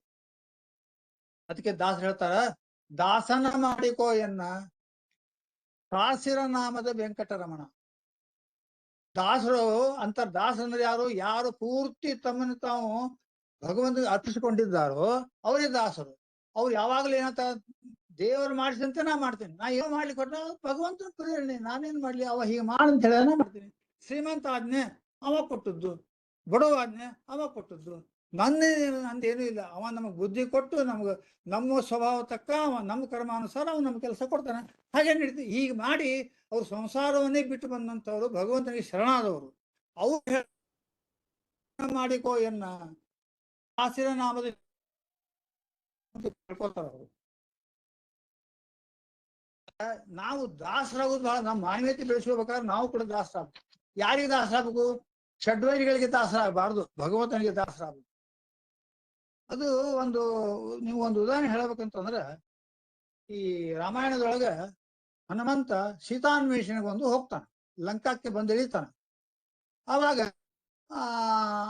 ರಾವಣ ಸಹಚಾರರು ಬಂದು ಅವನನ್ನು ಬಂಧಿಸಿ ಒಂದ್ ಕಡೆ ಕೂಡಿರ್ತಾರ. ಅವನು ರಾವಣ ಬರ್ತಾನಲ್ಲಿ ಅವಾಗ ಕೇಳ್ತಾನ ಹನುಮಂತಗ ಏನ್ ಕೇಳ್ತಾನ, ಏ ಕಪಿಯೇ ಯಾರು ನೀನು? ಅವ್ನು ನೋಡ್ರಿ ರಾವಣನಿಗೆ ಎಷ್ಟು ಬುದ್ಧಿ ಭ್ರಮಣೆ ಆಗಿದೆ. ಏ ಕಪಿಯೇ ಯಾರು ನೀನು ಅಂತ ಬಾಯಲ್ಲಿ ಹೇಳ್ತಾನ. ಕಪಿ ಯಾರು ನೀನು ಅಂದ್ರ ಅವನ್ ದುಷ್ಟಿ ಚಾಳಿ ರಾವಣ ಅಂದ್ರ ಅದಕ್ಕೆ ಅವನ್ ಮುತಿ ಭ್ರಮಣೆ ಆಗಿರ್ತದ. ಅದಕ್ಕ ಅವೇನ್ ಉತ್ತರ ಕೊಡ್ತಾನ? ಮಹಾ ವ್ಯಕ್ತಿತ್ವವುಳ್ಳ ಹನುಮಂತ ಏನ್ ಉತ್ತರ ಕೊಡ್ತಾನ? ದಾಸೋಹಂ ಕೋಸಲೇಂದ್ರಸ್ಯ, ನಾನು ಕೋಸಲ ದೇಶ ರಾಜನ ದಾಸ ಅಂತ ಹೇಳ್ತಾನ. ನಾನೇ ಇಷ್ಟು ಬಂದು ಇಲ್ಲಿ ವ್ಯವಹಾರ ಮಾಡ್ತಾ ಇದ್ದೀನಿ, ನನ್ನ ಸ್ವಾಮಿ ಇನ್ ಹೇಗಿರ್ಬೇಡ ಅಂದ್ರೆ, ಇಲ್ಲಿ ನಾ ಹೇಳ್ತಾ ಇರೋದು ಎಷ್ಟು ದಾಸ ಭಾವನೆ ಅದರಲ್ಲಿ, ಅವನಲ್ಲಿ ಭಾವನೆ ಎಷ್ಟು ನಮ್ರವಾಗಿದೆ, ವಿನಯವಾಗಿದೆ ಎಂಬುದನ್ನ ನಾವು ನೋಡ್ಬೇಕಿಲ್ಲಿ. ಇದ್ದಿದ್ದಲ್ಲೇ ಇವತ್ತ ಬುದ್ಧಿರ್ಬಲಂ ಯಶೋಧೈರ್ಯಂ ನಿರ್ಭಯತಮ ರೋಗದ ಯಶ ಧೈರ್ಯ ಜ್ಞಾನ ಎಲ್ಲವೂ ಅಲ್ಲಿ ತುಂಬಿ ತುಳುಕ್ತದೆ. ಅಂತವನೇ ಹೇಳ್ತಾನ, ನಾನು ನಿನ್ನ ದಾಸ ಸ್ವಾಮಿ. ರಾವಣ ಹೇಳ್ತಾನ, ನಾನು ರಾಮನ ದಾಸ. ಹೀಗೆ ಈ ದಾಸ ಅಂತಕ್ಕಂಥದ್ದನ್ನ ನಾವು ಭಗವಂತ ನಾವ್ ಯಾಕೆ ಭಗವಂತನ ಅರ್ಪಿಸ್ಕೋಬೇಕಂತಂದ್ರ, ನಮಗ ಆ ಸಾಮರ್ಥ್ಯ ಇಲ್ಲ. ನಮಗ್ ಸಾಮರ್ಥ್ಯ ಬೇಕಾದ್ರೆ ಭಗವಂತನೇ ನಮ್ಗೆ ಕೊಡ್ಬೇಕು. ಇದು ಅವನಿಗೆ ಇಂಥ ದೊಡ್ಡ ವ್ಯಕ್ತಿತ್ವ ಇರ್ತಕ್ಕಂಥವ ನಾನು ನಿನ್ನ ದಾಸ, ರಾಮನ ದಾಸ ಅಂತ ಹೇಳ್ತಾನ ಮೇಲೆ ಅವನೆಂಥದ್ದು ವ್ಯಕ್ತಿತ್ವ ನೋಡ್ರಿ. ಇನ್ನೊಂದು ಉದಾಹರಣೆ ಕೊಡ್ಬೇಕಾದ್ರೆ ಇಲ್ಲೊಂದು ಬರ್ತದೆ ಹೇಳ್ಬೇಕಾದ್ರೆ, ಈ ವಿಜಯನಗರ ಸಾಮ್ರಾಜ್ಯದೊಳಗ ಮಹಾಗುರುಗಳಾದ ವ್ಯಾಸರಾಯರು ಎರಡೂ ಕರಿತಿರ್ತಾರ. ಅವ್ರು ಒಂದು ಸಭೆ ಏರ್ಪಡಿಸ್ತಾರ. ಆ ಸಭೆಯಲ್ಲಿ ಏನ್ ಚರ್ಚೆ ಮಾಡ್ತಾರಂತಂದ್ರ, ಯಾರು ಮೋಕ್ಷಕ್ಕೆ ಹೋಗಬೇಕು. ಅಲ್ಲೆಲ್ಲ ದೊಡ್ಡ ದೊಡ್ಡ ದೊಡ್ಡ ದೊಡ್ಡ ವಿದ್ವಾಂಸರು, ಪ್ರತಿಭೆಗಳು ತುಂಬಿರ್ತಾರ. ವೇದ ಪಾರಂಗತರು, ಎಲ್ಲವನ್ನು ಅರಿವು ಕುಡಿದಂತಹ ಜ್ಞಾನವಂತರು ಇರ್ತಾರ. ಅಲ್ಲಿ ಎಲ್ಲರೂ ಚರ್ಚೆ ಮಾಡೋಣ ಅಂತ ಹೇಳ್ತಾರ. ಅವಾಗ ದೊಡ್ಡವ್ರಲ್ಲಿ ಕೂತ್ಕೊಂಡು ನಾ ಹೋಗ್ತೇನೆ, ನಾ ಇಷ್ಟು ಅಭ್ಯಾಸ ಮಾಡೀನಿ, ನಾ ಇಷ್ಟು ಅಧ್ಯಯನ ಮಾಡೀನಿ, ಇಷ್ಟು ಉಪದೇಶ ಮಾಡ್ತೀನಿ, ನಾನ್ ಇಲ್ದೆ ಮತ್ತಾರು ಹೋಗ್ತಾರೆ, ಹೀಗೆಲ್ಲ ಮಾತಾಡಿದಾಗ ಆಗಿನ ಕಾಲದಲ್ಲಿ ಅವ್ರ ದಾಸರಾಗಿದ್ದಂಥವ್ರು ಕನಕದಾಸರು. ಅವ್ರು ಎಲ್ಲೋ ಮೂಲಕ ಕೈ ಕಟ್ಕೊಂಡು ದೇಹವಾಗಿ ವಿನಯತೆಯಿಂದ ಸುಮ್ಮನೆ ನಿಂತಿದ್ರು. ಯಾಕಪ್ಪ ಕನಕ ಬಾ ಇಲ್ಲಿ, ಎಲ್ಲಾರು ಚರ್ಚೆ ಮಾಡ್ಲಿಕ್ಕೆ ನೀ ಏನ್ ಹೇಳ್ತಿದ್ರ ಬಗ್ಗೆ ಮೋಕ್ಷಕ್ಕೆ? ನಾ ಏನ್ ಹೇಳಿ ಸ್ವಾಮಿ, ಎಲ್ಲ ನಿಮ್ಗೆ ಗೊತ್ತು. ಅಲ್ಲ ನಿನ್ ಮನಸ್ಸಿನಾಗ ಏನಾದ್ರು ಹೇಳ, ಮೋಕ್ಷಕ್ಕೆ ಹೋಗೋದ್ರ ಏನು? ಅವಾಗ ಅವನ ನನ್ನ ಕ್ಷಮಿಸಬೇಕು, ತಪ್ಪಾಗಬಾರ್ದು ನನ್ನ ಬಾಯಿಯಿಂದ, ಹೇಳು ಏನ್ ಪರವಾಗಿಲ್ಲ ಹೇಳು. ಅವಾಗ ನಾನು ಹೋದರೆ ಹೋದೆ, ನಾನು ಅಂದ್ರೆ ಏನು ಇಷ್ಟ ಅಂದು ಕೂತ್ಕೊಳ್ಳಿ ಎಲ್ಲರೂ ನಗಲಿ ಶುರು ಮಾಡ್ಬಿಡ್ತಾರೆ. ಮೂಲ ನಿಂತ ಅಜ್ಞಾನಿ ಅವ ಹೋಗ್ತಾನಂತ, ನಾವೆಲ್ಲ ಇಲ್ಲೇ ಇರ್ಬೇಕಂತ. ಅವನ್ ನೋಡಿ ಅಂತ ಕೊಳ್ಳಂದ್ ನಗ್ಲಿ ಶುರು ಮಾಡ್ತಾರೆ. ವ್ಯಾಸ ಹೇಳ್ತಾರ ಸ್ವಲ್ಪ ಸಮಾಧಾನ, ಅವನಂತ ಜ್ಞಾನಿ ಇಲ್ಲಿ ಯಾರೂ ಇಲ್ಲ, ಅವ ಹೇಳಿದ್ದನ್ನ ಅರ್ಥ ಮಾಡ್ಕೊಳ್ರಿ ಅಂತ. ನಾ ಅಂದ್ರೆ ನಾ ಅಂತಕ್ಕಂಥ ಅಹಂಕಾರ, ಅಭಿಮಾನ, ದರ್ಪ, ನಾವು ಷಡ್ವೈಗಳು ಅವು ಹೋದರೆ ನಾನು ಹೋದೇನು, ಅವು ನನಗೂ ಇದ್ರು ನಾನು ಹೋಗ್ಲಿಕ್ಕೆ ಸಾಧ್ಯ ಇಲ್ಲ. ಮೋಕ್ಷ ಅಂದ್ರೆ ಅದು ಅಲ್ಟಿಮೇಟ್ ಸುಖ ಇದ್ದಂಗ, ಅದು ಕೊನೆ ಹಂತಕ್ಕೆ ತಲುಪುವಂತ ಶಕ್ತಿ. ಅದು ಯಾರು ಹೋಗ್ತಾರೆ ಅಂತಂದ್ರೆ ಜ್ಞಾನಿಗಳು, ಸಾಧಿಸಿದವರು ಹೋಗ್ಬೋದು, ಋಷಿಮುನಿಗಳು ದೊಡ್ಡವರು ಹೋಗ್ತಿರ್ತಾರೆ. ನಾವು ಕೂಡ ಅದಕ್ಕೆ ಪ್ರಯತ್ನ ಮಾಡ್ಬೇಕು. ಯಾಕಂದ್ರೆ ನಾವು ಹುಟ್ಟಿ ಬಂದದ್ದೇ ಆ ಪರಮ ಗುರಿ ತಲುಪಲಿಕ್ಕೆ. ಮೋಕ್ಷ ಅನ್ನೋದು ಎಲ್ಲಾರ್ದು ಜನ್ಮ ಸಿದ್ಧ ಹಕ್ಕು, ನಾವು ಪಡ್ಕೊಳ್ಳಿಕ್ಕೆ ನಮ್ಗೆ ದೇವ ಸಾಮರ್ಥ್ಯ ಕೊಡ್ತಾನ, ಅದು ಬೇರೆ ವಿಷಯ. ಹಾಗೆ ಹೀಗಾದ್ಮೇಲೆ ಆದ್ರಿಂದ ಈ ಅಹಂಕಾರ ಹಮ್ಮು ಯಾರು ಕಡಿದುಕೊಳ್ತಾರೋ ಅವರು ಮಾತ್ರ ಹೋಗ್ತಾರೆ ಎಂಬುದು ಆ ವ್ಯಾಸರಾಜ ಗುರುಗಳ ಒಂದು ಅಭಿಮತ. ಈಗ ಇನ್ನೊಂದು ಅಂದ್ರೆ, ಈಗ ಹಾಗ ಅನ್ನೋದ್ರಿಂದ ನಂದೇನಿಲ್ಪ ಎಲ್ಲ ಆ ಭಗವಂತ ಈ ನಮ್ದು ಅನುಸಂಧಾನ ಇದ್ದ ಅವಾಗ ಇನ್ನೂ ನಮಗ ಲಾಭ ಆಗ್ತದಂತಂದ್ರೆ, ನಾವು ಒಂದು ಕೆಲಸ ಮಾಡ್ತಿರ್ತೀವಿ, ಅದು ಪೂರ್ತಿ ಆದಾಗ, ಸಕ್ಸಸ್ ಆದಾಗ, ಅವಾಗ ನಾವೇನಂತೀವಿ, ಓ ಒಳ್ಳೇದಪ್ಪ, ದೇವ್ರ ಅನುಗ್ರಹ, ಪಾಪ ಮಾಡ್ಸಿದ್, ನಾವು ಕೆಲಸ ಮಾಡ್ಸಿದ, ನಾವೇ ಧನ್ಯರು ಅಂತ. ಅಥವಾ ಕೆಲಸ ಮಾಡೋ ಹೊತ್ನಾಗ ಅದು ಕೆಲಸ ಆಗ್ಲಿಲ್ಲ, ಎಲ್ಲ ಕೆಟ್ಟ ಹೋಯ್ತು ಅಂತಂದ್ರ ಅದು ಭಗವಂತನೇ ಮಾಡಿಸಿದ್ದು ಅಂತ ನಾವು ಅನ್ಸಂದಾಗಿದ್ದಾಗ ಅವಾಗ ಏನಾಗ್ತದೆ, ನಾವು ದುಃಖ ಕಡಿಮೆ ಆಗ್ತದೆ. ಓ ಹೌದು, ಇದು ಭಗವಂತನ ಅವನೇ ಮಾಡಿಸಿದ್, ನನಗೆ ಅವನೇ ಅನುಗ್ರಹ ಕೊಟ್ಟು, ಅವನೇ ಪ್ರೇರಣೆ ಮಾಡಿದ್ದು, ಆಗಿಲ್ಲ, ಅವನು ಇಷ್ಟಕ್ಕೆ ಬಂದಿಲ್ಲ ಬಿಡು ಅಂತ್ಕೊಂಡು ಸ್ವಲ್ಪ ಸಮಾಧಾನ ಮಾಡ್ಕೊಳಿಕ್ಕೆ ನಮಗೆ ಸಮಯ ಅದ. ನಾನೇ ಮಾಡ್ತೀನಿ, ನಂದೇ ಆಗಿತ್ತು, ಏನಾಗ್ಬಿಡ್ತದ, ಆ ಕೆಲಸ ಮಾಡಿದಾಗ ಕೆಟ್ಟದಾಗ ಅವಮಾನ ಆಗ್ತದೆ, ಮತ್ ಸಿಟ್ಟು ಬರ್ತದ. ಮತ್ ಸಿಟ್ಟು ಬಂದಾಗ ಅದ್ರ ಸಹಪಾಠಿಗಳೆಲ್ಲ ಹಿಂದೆ ಓಡಿ ಬರ್ತಾವ. ಅದಕ್ಕ ಏನಾಗ್ಬೇಕು, ಭಗವಂತನೇ ಕೆಲಸ ಮಾಡಿಸಿದ್ದು ಅಂತ ನಾವು ಅಂದ್ರೆ ನಮ್ ದುಃಖ ಕಡಿಮೆ ಆಗ್ತದೆ. ಯಾವ ಕೆಲಸ ಮಾಡಿದ್ರು ನಿಷ್ಠೆಯಿಂದ ಕೆಲಸ ಮಾಡಬೇಕು. ಅದಕ್ಕ ಪ್ರತಿಫಲ ನಾವು ಮಾಡಿದ್ ಯಾವ್ದೋ ಕೆಲಸ ಮಾಡಿದ್ ನಮ್ಗೆ ಅದದ್ದು ಫಲ ಸಿಕ್ಕೇ ಸಿಗ್ತದ, ಇಲ್ಲ ಅಂತಲ್ಲ. ವಿದ್ಯಾರ್ಥಿಗಳು ಪರೀಕ್ಷೆ ಬರೀತಾರ, ಯಾಕೆ ಬರೀತಾರ, ತೇರ್ಗಡೆ ಆಗ್ಲಿಕ್ಕೆ ಬರೀತಾರ, ರ್ಯಾಂಕ್ ಬರ್ಲಿಕ್ಕೆ, ರ್ಯಾಂಕ್ ಬರೆಯೋ ಸಂಬಂಧ ಅವರು ಕೆಲಸ ಮಾಡ್ತಾರ. ಹಾಗಿದ್ದಾಗ ಅವ್ರಿಗೆ ಅದರಲ್ಲಿ ಉನ್ನತಿ ಆದ್ರ ಅವ್ರು ಹೇಗೆ ಬರೆದಿರ್ತಾರೋ ಹಾಗೆ ಅವ್ರಿಗೆ ಫಲ ಸಿಗ್ತದ. ಅಥವಾ ನಮ್ಗೆ ಇಂಥದೇ ಫಲ ಸಿಗ್ಲಿ ಅಂತ ತಿಳ್ಕೊಂಡು ಮೊದಲೇ ಅಂತಾರ, ಇಲ್ಲ, ಸಾಧ್ಯ ಇಲ್ಲ. ಅದು ತಾವ್ ಏನ್ ಬರೀತಾರ, ತಾವ್ ಏನ್ ತಿಳ್ಕೊಂಡಿರ್ತಾರ ಅದಕ್ಕೆ ಮಾರ್ಕ್ಸ್ ಕೊಡ್ತಾರ. ಅದು ಆದ್ರೆ ನಾವಾಗೆ ಕೆಲಸ ಮಾಡಿ ಕೆಲಸ ಕೆಟ್ಟಗಳಿಗೆ ಏನಾಗ್ಬಿಡ್ತದ, ಅವಾಗ ನಮ್ ಬೇಜಾರಾಗ್ತದ, ದುಃಖನೂ ಆಗ್ತದ, ಕೆಲಸ ಕೆಟ್ಟೇ ಬಿಟ್ಟಿರ್ತದ. ಅದರ ಬದಲು ನಾವು ಮಾಡಿದ್ದು ಕೆಲಸ ಎಷ್ಟ ಆಯ್ತು ಅಂದ್ರೆ ನಮಗೆ ತೃಪ್ತಿ ಆಯ್ತಲ್ಲಪ್ಪ, ಇಷ್ಟೇ ಅರ್ಧ ಆಯ್ತಲ್ಲ, ಆಯ್ತು, ಇನ್ನು ಸ್ವಲ್ಪ ವೇಟ್ ಮಾಡೋಣ, ಮತ್ತೊಂದು ಕೆಲಸ, ಆವಾಗ ಸ್ವಲ್ಪ ನಮ್ಗೆ ತೃಪ್ತಿ ಸಿಕ್ಕಿತ್ತು. ಅದಕ್ಕೆ ಇದು ಹೆಚ್ಚು ಆಸೆ. ಕೆಲಸ ನಾವ್ ಏನ್ ಮಾಡ್ತೀವಿ ನಿಷ್ಠೆಯಿಂದ ಮಾಡ್ಬೇಕು, ಶ್ರದ್ಧೆಯಿಂದ ಮಾಡ್ಬೇಕು. ಆವಾಗ ಏನಾಗ್ತದೆ, ನಮ್ಗ ನಾ ಮಾಡೀನಿ, ದೇವ್ರ ನಮ್ ಫಲ ಕೊಟ್ಟೆ ಕೊಡ್ತಾನೆ ಅಂತ ಮನಸ್ಸಿನಲ್ಲಿ ಅನುಸಂಧಾನ ಮಾಡ್ಕೋಬೇಕು. ಕೊಡ್ಲಿ ಅಂತ ತಗೊಂಡು ಆಸೆ ಪಡಬಾರ್ದು, ಇಷ್ಟೇ ಅದೊಂದು. ಹಾಗಾದ್ರೆ ನಾನು ಈ ಅಹಂಕಾರ ನಂದು ಅಂತ ಈಗ ಹೋಗ್ಬೇಕಾದ್ರೆ ಏನ್ ಮಾಡ್ಬೇಕು ನಾವು? ಈಗ ಬಂತಪ್ಪ ಅಹಂಕಾರದಿಂದ ಮನುಷ್ಯತ್ವ ಹೋಗ್ಬಿಡ್ತದೆ, ಮಾನವೀಯತೆ ಕಳ್ಕೊಂಡ್ಬಿಡ್ತಾನೆ ಮನುಷ್ಯ. ಹಾಗಾದ್ರೆ ಅದು ಹೋಗುದು ಉಪಾಯ ಏನು? ಆ ಉಪಾಯ ಅಂತ ಹೇಳ್ತಾರೆ, ಈ ಮೊದಲಿಗೆ ನಾವೇನ್ ಇದ್ದೀವಲ್ಲ, ನಮ್ದು ಶರೀರ ಆತ್ಮ ಎರಡಿವೆ ಮನುಷ್ಯ. ಶರೀರ ಅಂದ್ರೆ ಏನು, ಆತ್ಮ ಏನು, ಎರಡು ಒಂದೇ ಅಲ್ಲ. ನನಗೆ ಆನಂದವಾಯ್ತು ಅಂತ ನಾವು ಅಂತೀವಿ. ಆನಂದವಾಯ್ತು ಅಂತ ನನಗಾಯ್ತೋ ನನ್ನ ದೇಹಕ್ಕಾಯ್ತೋ? ದೇಹಕ್ಕೆ ಆಯ್ತು ಅಂತ ಹೇಳಿದ್ರೆ ಅದು ಜಡ ಪದಾರ್ಥ, ದೇಹ ಜಡ. ಅಂದ್ರೆ ಯಾವಾಗ ಹೇಳ್ಬೇಕು, ದೇಹದಲ್ಲಿ ಅಭಿಮಾನಿ ದೇವತೆಗಳಿದ್ದು ಕೆಲಸ ಮಾಡಿಸ್ತಾರೆ. ಚೇತನಯುಕ್ತವಾದಂತ ವಸ್ತು ನಮ್ಮ ಆತ್ಮನಲ್ಲಿ ಇದ್ದಾಗ ಮಾತ್ರ ನಮ್ಮ ಚಲನೆ, ದೇಹಕ್ಕೆ ಚಲನೆ. ಈ ನಾವು ಯಾವ ಕೆಲಸ ಮಾಡ್ತೀವಿ, ಮಾಡೋದನ್ನ ಮಾನಸಿಕವಾಗಿ ನಾವು ಚೇತನ, ನಮ್ಮ ಮನಸ್ಸು ಏನ್ ಮಾಡ್ತದೋ ಅದನ್ನ ಹೇಳ್ತದೋ, ಅದನ್ನ ಮನಸ್ಸು ಕೊಡೋರು ಯಾರು? ಮತ್ ಮಾನಸಿಕವಾದ ಆ ಮನೋಭಿಮಾನಿ ದೇವತೆಗಳೇ ನಮ್ಗೆ ಮನಸ್ಸು ಕೊಡ್ಬೇಕು. ಅವಾಗ ಏನಪ್ಪಾ, ನಾ ಕೆಲಸ ಮಾಡಿದೆ ಅಂತಕೊಂಡು ಆರಾಮ ಆಯ್ತಪ್ಪ, ನನಗೆ ದುಃಖ ಆಗ್ಲಿಲ್ಲ ಅಂತ ಅನ್ನೋದು ಮನಸ್ಸಿನಿಂದ ಹೇಳ್ತದೆ. ಅದಕ್ಕೆ ದೇಹ ಬೇರೆ ಆತ್ಮ ಬೇರೆ ಅಂತ ತಿಳ್ಕೋಬೇಕು, ಮುಖ್ಯವಾಗಿ ತಿಳ್ಕೊಬೇಕು. ಯಾಕಂದ್ರೆ ದೇಹ ಏನದ, ಇದು ಜಡ, ಆತ್ಮ ಅನ್ನೋದು ಚೇತನ. ಚೇತನ ಮತ್ತು ಆತ್ಮ ಕೂಡಿದಾಗ ಮಾತ್ರ ಮನುಷ್ಯ ಜೀವಂತವಾಗಿ ಉಳಿಯಕ್ಕೆ ಸಾಧ್ಯ. ಇಲ್ಲ ಅದ್ ಜೀವಂತ ಆತ್ಮ ಹೋಯ್ತು ಅಂತಂದ್ರೆ ಶವ.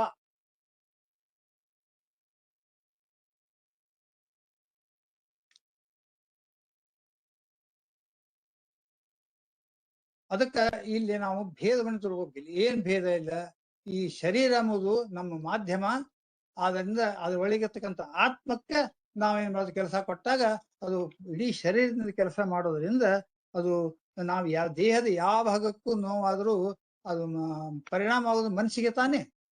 ಅದಕ್ಕೆ ಒಂದು ಉದಾಹರಣೆ ಕೊಡ್ಬೇಕಾದ್ರೆ, ಈ ವಿದ್ಯುತ್ ಉಪಕರಣಗಳು ಇರ್ತಾವ. ವಿದ್ಯುತ್ ಉಪಕರಣ ನಾವು ಕೆಲಸ ಮಾಡುದಿಲ್ಲ. ಯಾವಾಗ ನಾವು ವಿದ್ಯುತ್ ಸಪ್ಲೈ ಮಾಡ್ತೀವೋ ಆವಾಗ ಅದು ಬಟನ್ ಒತ್ತೀವೋ ಫ್ಯಾನ್ ಇರ್ತದೆ. ಫ್ಯಾನ್ ಒಂದು ಸಾದಾ ಉಪಕರಣ, ಜಡ ವಸ್ತು, ಶರೀರ ಇದ್ದಂಗ ಅದು. ಯಾವಾಗ ನಾವು ಅದು ಕರೆಂಟ್ ಕೊಡ್ತೀವೋ, ವಿದ್ಯುತ್ ಕೊಡ್ತೀವೋ ಅದು ಕೆಲಸ ಮಾಡ್ಲಿಕ್ಕೆ ಶುರು ಮಾಡ್ತದೆ. ಹಾಗೆ ನಮ್ದು ಶರೀರ ಮತ್ತು ಆತ್ಮ. ಈ ಶರೀರ ಆತ್ಮ ಬೇರೆ ಬೇರೆ ಅಂತ ನಾವು ತಿಳ್ಕೊಂಡಾಗ ಅವಾಗ ನಾವು ಮಾಡ್ತಕ್ಕಂಥ ಕೆಲಸದ ಬಗ್ಗೆ ನಮ್ಮ ಅರಿವು ಬಂದು ಅದು ನಾನು ಸರಿ ಕೆಲಸ ಮಾಡ್ತಿದ್ದೀನೋ ತಪ್ಪು ಕೆಲಸ ಮಾಡ್ತಿದ್ದೀನೋ ಅಂತ ಅದೇ ನಮಗೆ ನಿರ್ಣಯ ಮಾಡಿಕೊಡ್ತೀವಿ. ಆದ್ರಿಂದ ಎಲ್ಲಿವರೆಗೆ ಈ ಜಡ ಶರೀರದ ಮೇಲೆ ನಾವು ಅಭಿಮಾನ ಕಡಿಮೆ ಮಾಡ್ಕೋತೀವೋ, ಶರೀರ ಮಾಧ್ಯಮದ ಅದ್ರ ಮೇಲೆ ಅಭಿಮಾನ ಕಡಿಮೆ ಮಾಡ್ಬೇಕು. ಅದಕ್ಕೆ ಹೇಳ್ತಾರ, ಮನಸ್ಸು ಮುನಿಗಳು ತಪಸ್ಸಿಗೆ ಹೋಗಿ ಯಾಕೆ ಸಾಧನೆ ಮಾಡ್ತಾರಂತಂದ್ರ ಅವ್ರಿಗೆ ದೇಹದ ಮೇಲೆ ಅವ್ರಿಗೆ ವ್ಯಾಮೋಹನೆ ಇರಂಗಿಲ್ಲ. ಏನಿದ್ರು ಮನಸ್ಸು ಧ್ಯಾನ ಅದಂತಲ್ಲ, ಮನಸ್ಸು ಭಗವಂತನ ಕಡೆ ನೆಲೆಗೊಳಿಸಿದಾಗ ಅವನಿಗೆ ದೇಹ ಮರ್ತು ಬಿಡ್ತಾರ. ಅವನಿಗೆ ನೀವ್ ಏನ್ ಮಾಡಿದ್ರು ಹುಳಿ ಕರಡಿ ಸಿಂಹ ಏನ್ ಬಂದ್ರು ಸಹಿತ ಅವನಿಗೆ ಅಫೆಕ್ಟ್ ಆಗಂಗಿಲ್ಲ. ಯಾಕಂದ್ರೆ ಅವ ಕೇವಲ ಧ್ಯಾನದೊಳಗೆ ಪರಮಾತ್ಮ ಧ್ಯಾನ ಮಾಡುವಾಗ ಮನಸ್ಸನ್ನೆಲ್ಲ ಅಲ್ಲೇ ಅವನ್ ಕೇಂದ್ರೀಕರಿಸಿರ್ತಾನ. ಅದಕ್ಕೆ ಈಗ ಏನಾಗ್ತದೆ, ಈಗ ಅದರಿಂದ ನಾವು ಏನ್ ಮಾಡ್ತೀವಿ, ಈಗ ನಾವು ಬಹಳ ಹುಟ್ಟಿ ಬಂದ ತಕ್ಷಣ ನನ್ನವರು, ನನ್ನ ಸ್ನೇಹಿತರು, ಬಾಂಧವರು, ನನ್ನ ಮನೆ, ನನ್ನ ಸಂಪತ್ತು ಹೀಗೆಲ್ಲ ಮಾಡ್ಕೊತ ಹೋದಾಗ ಆ ಕಡಿಮೆ ಆಗಲಿ, ನಾಶ ಆಗ್ಲಿ, ನಮಗೆ ಸುಮ್ಮನೆ ದುಃಖ. ಈ ಅಭಿಮಾನ ಕಡಿಮೆ ಹೆಂಗ್ ಮಾಡ್ಕೋಬೇಕು? ನಾವು ಅಭಿಮಾನ ಅಹಂಕಾರ ಹೆಂಗ್ ಹೋಗ್ಬೇಕು? ಇದು ಅಹಂಕಾರ ನಮ್ಮ ದೇಹದ ಮೇಲೆ ಅಭಿಮಾನ ನಾವು ಕಡಿಮೆ ಮಾಡ್ಕೊಂಡಾಗ ಮಾತ್ರ ಅದು ಸಾಧ್ಯ. ಯಾರೋ ತೀರ್ಕೊಂಡಾಗ ನಮಗೆ ದುಃಖ ಆಗ್ತದ? ಇಲ್ವಲ್ಲ. ನಮ್ಮವ್ರು ಯಾರು ತೀರ್ಕೊಂಡಾಗ ಅವಾಗ ಅದ್ರದ್ದು ಪರಿಣಾಮ ನಮ್ಗೆ ಎಲ್ಲರಿಗೂ ಗೊತ್ತಿದ್ದೇ. ನಿಮ್ಗೆ ಯಾರ್ದೋ ಮನೆ ಬಿದ್ದಾಗ ನಮ್ಗೇನು ಅದ್ರದ್ದು ಅಫೆಕ್ಟ್ ಆಗಂಗಿಲ್ಲ. ಬೇರೆ ಯಾರ್ದು ಬಿದ್ದಾಗ ಹೋಗ್ಲಿ ಬಿಡು, ಅವ್ನು ನಮ್ಗೇನ್ ಸಂಬಂಧ, ನನ್ ಮನೆ ಅಂತೂ ಸಾಕ್ಬಿಡು. ಹೀಗ ನಮ್ ದೇಹದ ಮೇಲೆ ಅಭಿಮಾನ ಯಾವತ್ತು ನಾವು ಕಡಿಮೆ ಮಾಡ್ಕೊಳ್ತೀವೋ ಆವಾಗ ನಮಗ ದುಃಖ ಆಗೋದು ಕೂಡ ಕಡಿಮೆ. ದೇಹದ ಮೇಲೆ ಪೂರ್ತಿ ಬಿಟ್ರೆ ಅವಾಗ ಪರಮ ಸಂತೋಷ ನಮ್ಗೆ. ಅದು ನಮ್ಗೆ ಬರಬೇಕು, ಹೇಳಿದ್ರೆ ಆಗೋದಲ್ಲ, ಅದು ಸಾಧನೆ ಮಾಡಬೇಕು. ಇರ್ಲಿ, ನಾವು ಇಷ್ಟು ತಿಳ್ಕೊಳ್ಕೊಳ್ಳೋಣ, ದೇಹದ ಮೇಲೆ ಅಭಿಮಾನ ಯಾವತ್ತು ಕಡಿಮೆ ಮಾಡ್ಕೋಬೇಕು ಅನ್ನೋದೊಂದು ವಿಚಾರ. ಇನ್ನ ಮನುಷ್ಯರಲ್ಲಿ ಅಂದ್ರೆ ಮನುಷ್ಯರೆಲ್ಲ ಒಂದೇ, ನಾವು ರಕ್ತ ಎಲ್ಲ ಒಂದೇ, ನಾವೆಲ್ಲ ಒಂದೇ ಸಹ ಕೆಲಸ ಮಾಡ್ತೀವಿ. ನಾವು ಒಬ್ಬೇ ಮತ್ತೆ ವಿಚಾರ ಯಾಕೆ ಮಾಡುವಾರ? ಎಲ್ಲರೂ ಕೂಡ ಒಂದೇ ವಿಚಾರ ಮಾಡೋದಿಲ್ಲ. ಅವನ ವಿಚಾರ ಬೇಡ, ಇವನ್ ವಿಚಾರ ಬೇಡ. ಅವನ ಸ್ವಭಾವ ತಕ್ಕ ಅವ ವಿಚಾರ ಮಾಡ್ತಾನ, ಇವನು ಸ್ವಭಾವ ತಕ್ಕ ಇವ ವಿಚಾರ ಮಾಡ್ತಾನ. ಅದಕ್ಕೆ ಮನುಷ್ಯರಲ್ಲಿ 3 ಭಾಗ ಮಾಡಿದ್ದ: ಸಾತ್ವಿಕ, ರಾಜಸ, ತಾಮಸ ಅಂತ. ನಾ ಮಾಡಿಲ್ಲ, ಇದು ಇದು ಎಂಬೆಡೆಡ್. ಯಾವತ್ತ ಅನಾದಿಗೆ ನಮ್ ಶರೀರ ಬಂತು ಅವತ್ತು ಇದು ಬಂತೇ ನಮ್ಗೆ. ಇದು ಮನುಷ್ಯಗೆ ಮಾತ್ರ ಬಹಳ ಇರುವುದು. ಈ ಎಲ್ಲಾ ಕಡೆ ಇವೆ ಇಲ್ಲ. ಈ ಸಾತ್ವಿಕ, ರಾಜಸ, ತಾಮಸ ಅಲ್ಲಿಯೂ ಇದೆ, ಪ್ರಾಣಿಗಳಲ್ಲಿಯೂ ಇದೆ, ನಮ್ಮಲ್ಲಿಯೂ ಇದೆ, ಎಲ್ಲರೂ ದೇವತೆಗಳಲ್ಲಿಯೂ ಕೂಡ ಈ ತರ ಇದ್ದೇ ಇದೆ.